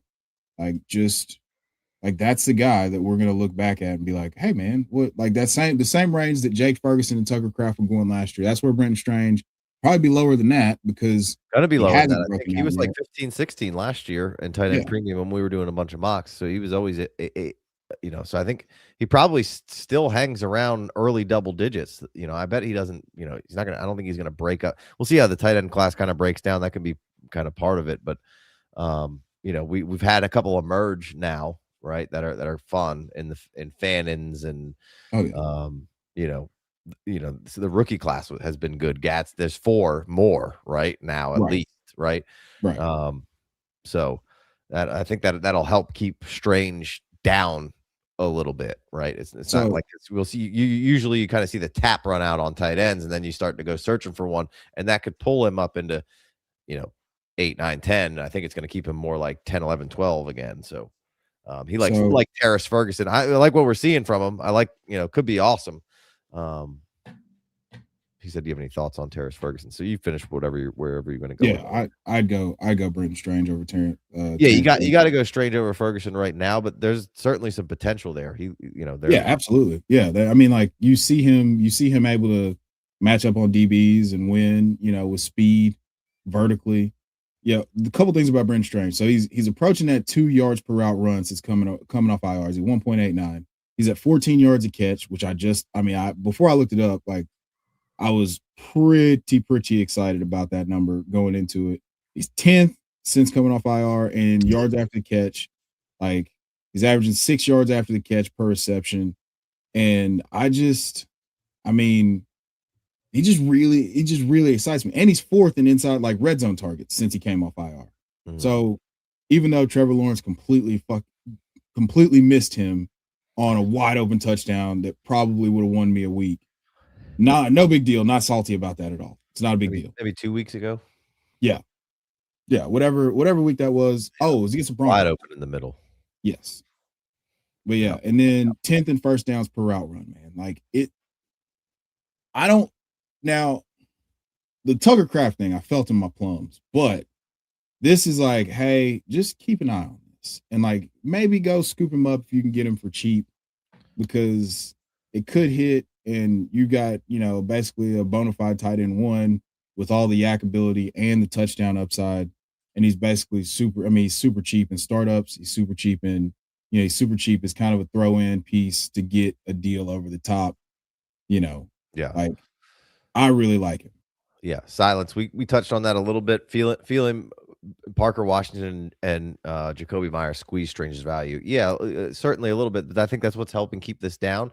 I think it's a good buy, but we also feel more confident that each week that like this offense can support 2, 3 options every week. So will every week be a killer for Strange? Maybe not, but we don't know. Injuries, you know, unruly fans, things happen to players. Are y'all Kyle Williams believers? I mean, if you know, you know. Um, sure. All right, let me ask you about your boy JMO. And then I do want to wrap up. I want to talk about Tyler Shuck for a second before we Yeah. sign off. So we had a bet coming in, me, you, and Joseph. It was Marv, DK, and JMO, pie to the face, fantasy points, I think, or yards. I don't remember which one. Unfortunately, Marv got injured and fucking DK got suspended for 2 games. I feel like I should just take the pie to the face because DK's an idiot and got suspended. Although I can see, sometimes somebody motherfucker might need to get punched in the face. neither neither here nor there. You know, but JMO was looking inept for a minute. Not that it was his fault, but now we're on a big, nice come up. Although, kind of burned you here the last little bit, and I would have felt very confident about DK winning this bet for me had he played these last 2 weeks. But how are you feeling? Where does JMO kind of rank moving forward into sort of next season? Like Chris Olave or JMO? I mean Chris Olave, but I don't fault any, like, I can't fault anybody for, if you want to swing at the fences with JMO. My whole thing was like, hey, Amon-Ra St. Brown's going to get there on 150 targets. JMO can get to top 12 finish on 100 targets. And right now, I think he's like wide receiver 10 or 11. Like, he's discount Tyreek Hill before Tyreek Hill became Tyreek Hill. He scores from anywhere. All you have to do is just give him 6 targets, and he could win you your league. Also, what is this? Strange is literally just a jag. Okay, bro. I think he is. He's literally a jag. Like, I think he was making a funny. Like, he's a Jaguar. Okay. Yeah. Okay. I was like, what? I think he was making a joke. Yeah. Strange just turned 25, by the way, Moggs. Yeah. Shout out to you. 12/27. I mean, it's my uncle's birthday. JMO or like, where can we go here? I mean, you taking Pickens or JMO? JMO, because he's not crazy. Oh, okay. All right. Okay. All right. Okay. I mean, like, again, this is me. Marv or JMO? JMO. This was you go back to when we did the rankings at the beginning of the season. I had JMO ahead of all these guys. You were hot and heavy on JMO and the plums. Yeah. And I look, for 9 weeks, I ate shit about it. And then, pretty much, like, Dan Campbell was like, we have to get this dude. Yeah, started calling play. We got Waddle or JMO. That's gonna be an easy one for you. Yeah, Mr. Chevdor. I look. I think me and Big Co were on the phone briefly today and discussed, like, we kind of were talking about some stuff and just like how quickly, like, Olave being healthy and Olave having somebody to throw him the ball. Yeah, like, that could be the same thing for Jalen Waddle. And we even saw it for bits and pieces of this year. So I still lean Waddle there, but I probably should take JMO. I mean, there's nothing you could say or do to get me to take Waddle. You should, yeah. I know you hate him. I'm not doing it. Yeah. And it's not, again, it's a bit tongue in cheek. It's a bit tongue in cheek because people value him like his best fantasy season and just ignore when he's sucked for 2 years straight. So, but yeah, the upside with caveat, if the Dolphins cut Tyreek Hill and Waddle as the primary, and we're going to say, hey, that's 160 targets, you got to go Waddle. Like, you can't turn down 160 targets with a guy that can do what Waddle can do. I guess you're going to get more opportunities for him to do what he can do. Right. That was kind of my point of saying. Yeah, no. I understand the point. I just am contractually obligated to say never Jalen Waddle. Yeah. Yeah. So, Killer Potato Fish, shout out to you. Good to see you again, bud. He's taking Pickens and Marv over JMO pretty easily. Market's going to agree. If you feel that way, it's pretty easy buy. Yeah, I think that's basically Chev's agreeing with you in that manner, for sure. Yes. So, coming for the Dynasty Daddy stream. What's good, fellas? Coming from or for? But good to see you, Dynasty Jake. All right, let's talk about Shuck to end this thing. We did talk about Lamar and Ward talking Clark, but we've been giving New Orleans, or I've been trying to give Kellen Moore his due all year. There's finally some people giving them some love about what they're doing, and it felt like I saw Chris Long say some really nice things about Shuck. Basically said he was the best rookie quarterback right now. Now, not saying that he wouldn't take Cam Ward as the first over, like, the tools are crazy, and doing Mahomesian like things of what's there. But what you're seeing from Shuck and what's around him and the system and what can be, what do we do with Shuck moving forward? Like, is this a buy? Is it a sell? Are do you think the Saints move forward with him? This could be something where you strike absolute gold with from a buying perspective, or you strike gold with from a selling perspective because it never works out. Tyler Shuck has been doing the Jackson Dart thing for the last like 5 weeks. Mm-hmm. He's no giving credit you. for it. Like 4 straight games. Let me pull this up real quick because I talked about it with him as a streamer on the Redraft channel. Because at one point he had like 4 straight games of at least 6 rushing attempts, two of which he went over like 50 yards and a score. So like I just can't I can't ignore what we're seeing here. Like there's 42 carries, 150 yards, and 2 touchdowns. Like that's nothing. That's not nothing. And again, when you watch him play football, he is mobile. He is getting out of the pocket. He absolutely killed the Tampa Bay Buccaneers, with his legs. So I don't think that they're going to move on from him, nor do I think they should. Kellen Moore and the Saints knew that this was a lost season. You're going to figure out what you have. You're going to figure out what you have in the quarterback room.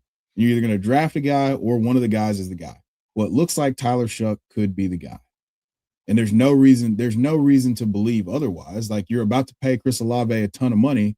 Why not let him build rapport with a young quarterback, with a guy who's known to develop quarterbacks in Kellen Moore? Right. And that's, throughout his career, you've kind of seen a prototype of the quarterback that he likes and has been developing, and Shuck kind of fits that mold, which is some draft pre-talk of kind of what they were saying about him. And I think underrated mobility is something that, that all of these younger quarterbacks for the most part have come in and had. And I think Shucks has been underrated and under wraps. Like you said, feels like he's doing dart stuff without getting dart recognition because he's in New Orleans. Yeah. Been running around looking good and playing with, just a devoid talent roster outside of Olave and Juwan Johnson is awesome. Like, I mean, that guy doesn't get enough love either. Like, just one of the safest bets in tight ends for free always, just great. Still only 29 years old. So he's got plenty of tread on that tire as a converted wide receiver. So outside of those two guys, though, man, they really haven't had anybody. The O-line's been up and down. It's been beat up and healthy, but they've got some pieces. They smashed on Kelvin Banks. Chase has been very good down the stretch here after missing the first 5 or 6 games. Chase Young on defense. So, I don't know what his contract situation is and if he'll stay, but Shuckworth any first or more if you only have one stud QB. Are you a contender is the better question, Cool Canuck. Because if you're a contender, or you're positioning yourself to make a run, then try to send a 2028 first and see what happens for Tyler Shuck. Like move that first out really far to where you can figure out a way to try to recoup it. And then you roll with Tyler Shuck in 2026. It's bad. You start in 2027 trying to figure out a way to get that first back. And, Tyler Shuck's not going to be a dead asset. He's played too well, I think. He's played too well, over this stretch of games to really, for them to just say, we're going to close the door on that. We're going to close the door on a second round pick who showed us he could play. Yeah, and I don't think that, they're not going to be picking. I don't think they're going to be picking high enough to, I don't know what we'll see what quarterbacks come out and which quarterbacks stay. But I can't wait. That's holding up everything. Usually we've got the guys. Yeah. We can just start looking at it. But Dante Moore might go back to school. Right. They get the shit kicked out of them by Texas Tech, like I think they're going to. Ooh. Is that a hot take? I don't know what the spread is in that game. I mean, I'm sure Oregon's favored, but Texas Tech, man. Yeah. Got a good D. They can sling it around. Yeah. Whoa.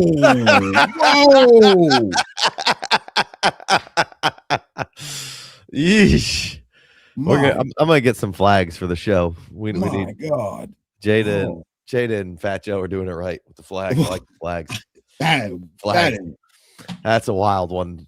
We went pretty far without anything crazy happening. I know. I was like, oh, we're gonna get out of here with just worth any first is probably like if you can get any first at all for them. I'm saying if you're selling, it seems like you're more of in the buying camp. Like I'm not really exactly sure which way you're going. Like I think if you're getting, any first for Shuck, like as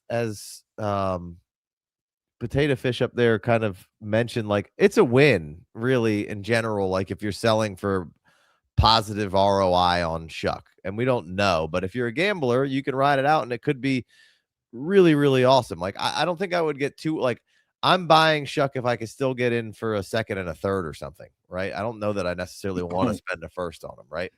Yeah. So I have him in like 2 leagues and I declined seconds for him. I declined a second for him, or probably let's see. Daniel Jones after the Carolina game. Say it again. Daniel Jones or Shuck? And you're only saying that because Daniel Jones has an Achilles, right? Right. No, I don't think that's. I think it's just going to be a whole nother. Like we've just seen so many Achilles now that like it's probably a whole nother year before Jones is back to where Jones needs to be. Right. And I mean, obviously younger than the last two we've seen. Right. And I think with that, there's a good chance that we don't see Daniel Jones in a Colts uniform if Anthony Richardson comes in and lights it up. Like they got to, again, he's a free agent after this year. Daniel Jones? Yeah. Yeah. It was a 1 year, $15 million deal or whatever it was. So they were planning on giving him the big extension. Now they probably give him another prove it deal, let him sit. If Anthony Richardson gets hot, bro, you're not going to see Daniel Jones in a Colts uniform. This is probably a little maybe out of context. Or not out of context, but I think a lot of people would go the other way, and I'm not. But JJ McCarthy or Shuck? Shuck.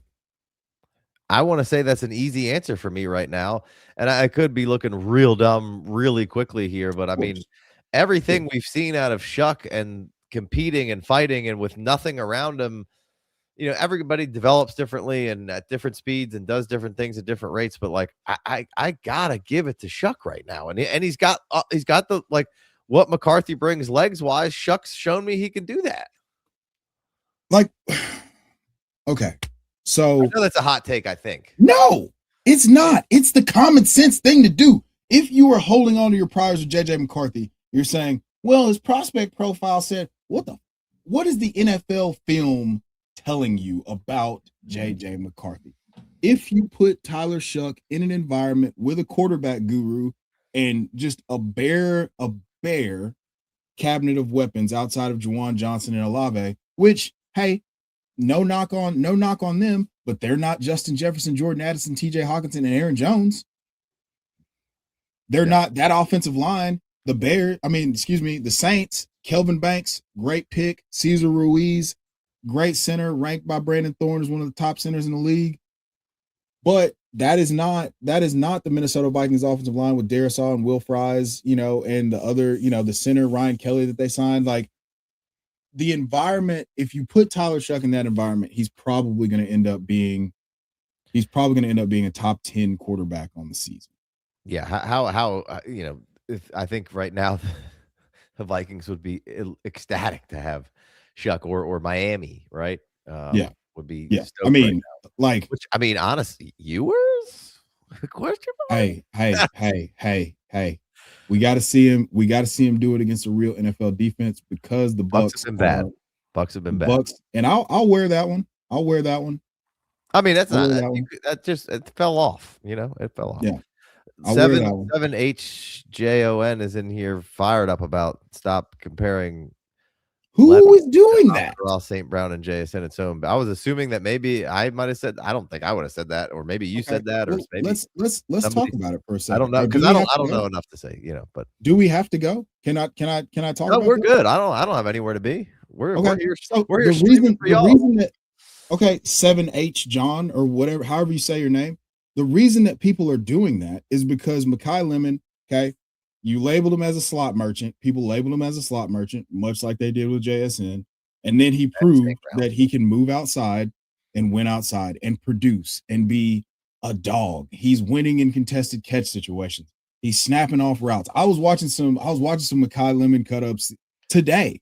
And it's like, man, every single thing that he does is just, it's so violent, it's so sudden. He moves with a purpose, like he has a plan, and none of that stuff that's really gonna resonate with you because you're just saying, hey, don't compare him to Amon Ra, who is an alumni of the school that he went to and who plays very similarly to Amon Ra when he was at USC.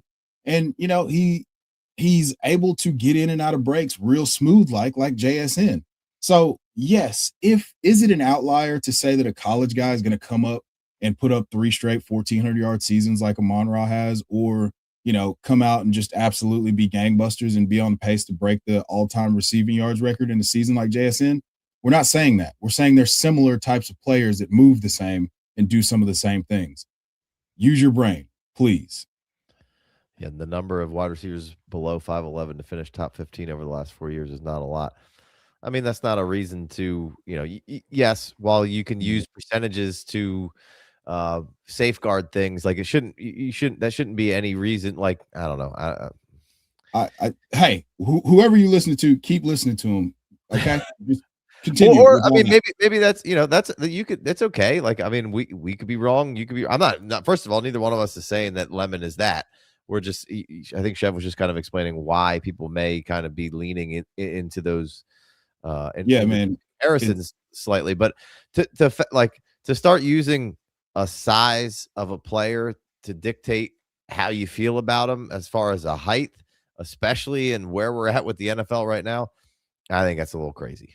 Yeah, I mean, look, the guy won the Biletnikoff. It didn't stop him from winning the Biletnikoff, and we haven't seen him on an NFL field, nor do we know what his NFL landing spot is. So let's just talk about the talent and not like, well, historical hit rate for a 5'11" wide receiver.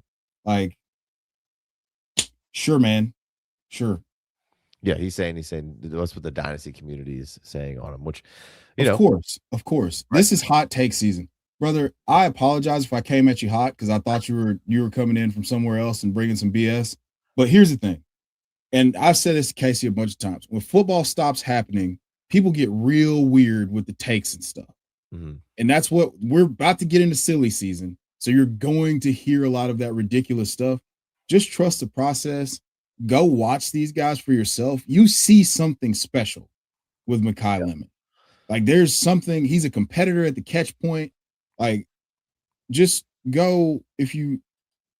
Sure, you can say he has a lack of athleticism or whatever, but I mean, like, that doesn't show up on film at all. So he might not run a great 40, but again, that's not the strength of his game. The strength of his game is being able to be precise with his routes, compete at the catch point, verticality or, strong hands, and the fact that, he can create anything you want after the catch. Yeah, no, I like it. And I mean, football stops happening. People say crazy things like, Caleb Johnson, wide running back too. Hey, no. I'm just throwing some humility in there because I'm sure once we get into rookie season, there's gonna be a lot of people yelling at me because I had that. It's okay. I'm okay with being wrong, but I'm also like, I'm gonna go when I believe something. I'm gonna go and say it, and we don't know if that's the correct answer or not yet. But right now, it looks like completely wrong, so that's fine. Here's the thing. We don't have enough of an opportunity to say that he's not good. Yeah. And sure, okay, we ranked him wide running back too. Like, we did the work to validate the opinion. Yeah, I never said the draft in there. and over and over and over, it was like, hey man, don't draft him with the 2nd overall pick. These are my rankings of where I have him. I can still take him at the back of the 1st, early 2nd round. We said that over and over and over again. And I like seeing the comments. I'm glad you stick up for me, but I don't care. It's okay. I'm not. I know. I mean, like, people are going to give me shit about Rashard Smith. It's fine. I don't mind. I just think that it's important for people to not. When you say that, I think our fans and our followers will say, all right, it's time for me to give up on Caleb Johnson. No, that's not at all. I don't think that's the message. I don't have any information to change my opinion necessarily. And that's what I'm saying. I could be so wrong and I'm never gonna see it because he stinks so bad. I don't know that to be true. I just think, the Rodgers, Arthur Smith, how they were operating, maybe Caleb needs a year, maybe he'll never be good. I don't know. I So told you. if that's the case, that'd be Hakeem Butler was my worst one ever, and that if it does become the case, that would be number 2. Hey, listen. I So told you Arthur Smith. Arthur Smith is on some. He's on some BS.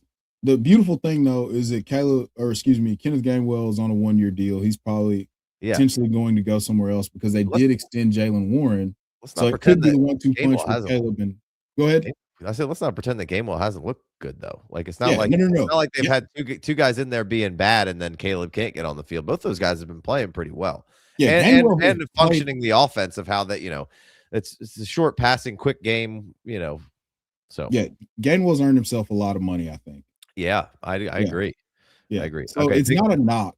That to say, it's not a knock. It'd be like knocking Trey Harris because he couldn't beat out Quentin Johnston, who has been awesome for various stretches of the year.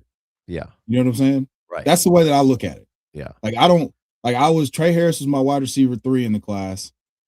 It doesn't mean that Trey Harris sucks. It just means that like, hey, we're not going to get him in a primary role right now because the guy in front of him is awesome.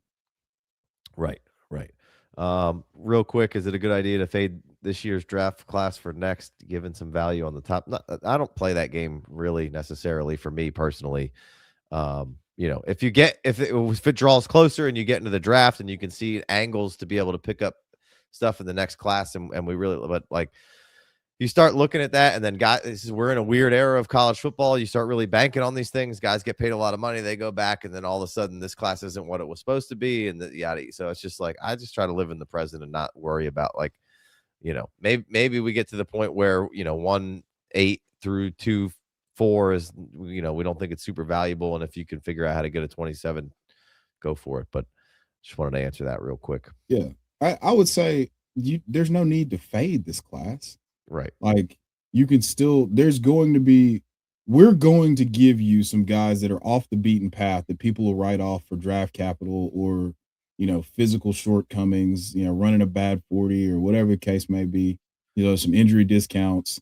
There's going to be some guys that slip through the cracks that you can get massive value on. And then the top end of this class is still really good. Like that Yeah. that triumvirate of wide receivers with with Mekhi Lemon, with Carnell Tate, with Jordan Tyson, those guys are all studs. Yeah. Yeah. So And there's for sure a good running back. yeah, there's Jeremiah Love. I mean, there's Jeremiah Love. Just go watch On tight ends, right? Yeah, there's a couple really. I mean, Kenny's Sadiq, bud. Woo. Kenny Sadiq. Woo. And there's more than one. Like there's, you got the Tanner Kozials, the Max Clairs at tight end. And we're doing this because it's tight end premium. But like there's some good players. We're gonna sort out the depth once we know who all's declaring for the draft. But there's some good depth. It's just that 27 is a crazy class right now. The way it's shaping up to be is a crazy class like 2024 was. Sure. Like there's some guys in there, some real dudes. Absolutely. All right. Big Bando says he's on an offer, dude. CMC is backup B Robin Diggs for Sun God RJ Harvey. Yeah, for sure. Do that. You can wish in one hand and piss in the other one too. Knock it out the park, baby. Yeah. If you can do that, Shout out to Bando. Let us know if that goes through. Yeah, shout out to you. And Michael Wilson be a steal in 26. We talked about Michael Wilson in the middle of the show here. Optimistic, yes. But I don't, so I lean yes, but we have so much time, right, to where we can be patient and don't make trades right now just based on what you saw happen. Right. Please do not make decisions for 2026 right now. Yeah, like there's a lot of football that we can have play out. Yeah. All right. Well, I want to wrap this one up, but before we do, I just wanted to encourage everybody here, anybody listening, to go find a GoFundMe for Memphis young Randall. We lost somebody over the week here recently. at a very young age, who left a family behind, who was, in all intents and purposes, I don't think it's a secret that, I'm not a huge proponent of, a large swath of people in the world and in this community, like as far as people who create stuff, because I don't like how they go about their business. But Memphis was always as real as it gets, never here for the BS, but was a genuine, great human being who we have had multiple conversations on mic and off mic. And always just had a ton of respect for him for keeping it real, honest, and being a good person and not doing anything for the sake of clicks or being one person to your face and behind your back. Like, he got us on with Player Profiler. He said, "Hey, there's no reason that you guys shouldn't be over here as well," and got us in. Like, just a genuinely good human being, from the times that we've spent together, and a person in this industry that we need a lot, and in the world that you need a lot more of just a real dude. So if anybody can or has the means, you can easily go find this GoFundMe. It's in our Discord. It's all over the internet, and just you know, it's a bummer. So just make sure. I've been doing a lot more of it recently over just reach out to anybody who you love, you care about, and just, don't have to be anything. Just let them know you're around, and say what's up, and talk about, whatever you thought about with that person. 'Cause you just never know, man. Yeah. That was shocking. I did not know him personally, but I mean, I've been watching Dynasty Warzone for a long time, and got to know him, or got to know his content, and just how, I mean, it's honest. It's no, it's not just I'm saying this to maximize like clickbait or anything like that. So good salt to the earth guy. We lost a great person in the community, just based on the outpouring of emotion. So if you can and have the means to do so, Jason posted the GoFundMe in the Discord, I believe, earlier today. I think you just put it I've in the retweeted chat. a few links for it on the Twitter X. I think Jason's done that as well on the Twitter X. So please do. I mean, this is if there's nothing you can do to soften the blow of this pain, but if you can soften the financial burden in some way, shape, or form, like let's do that. Yeah, this is always, you never know what to say. There's never anything you can say. Nothing, you know, makes anything any easier, except for,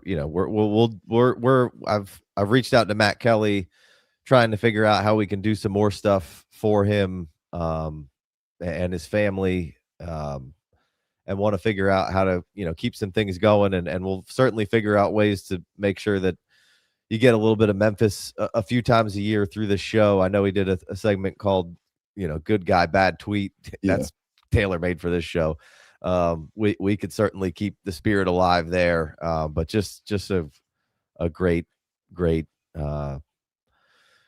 person in life and in the fantasy community. So can't stress that enough. And like Chev said, man, like if you can 10, 20, 50, whatever you got, this I can't even imagine. So, anyway, Yeah. let's wrap this one up. We'll be streaming, pretty much every week, either Wednesday or Thursday from here on out, for the most part, kind of just like this. Bring some questions. We'll be doing roster reviews. Will be back soon. Live mocks, all this stuff. But thanks, guys, for coming out, and appreciate you from the bottom of our hearts for keeping this thing going. And just, this thing is so silly, but it's brought, a lot of different people together. So, shout out to Memphis one more time, man. Yeah, We'll see absolutely. ya.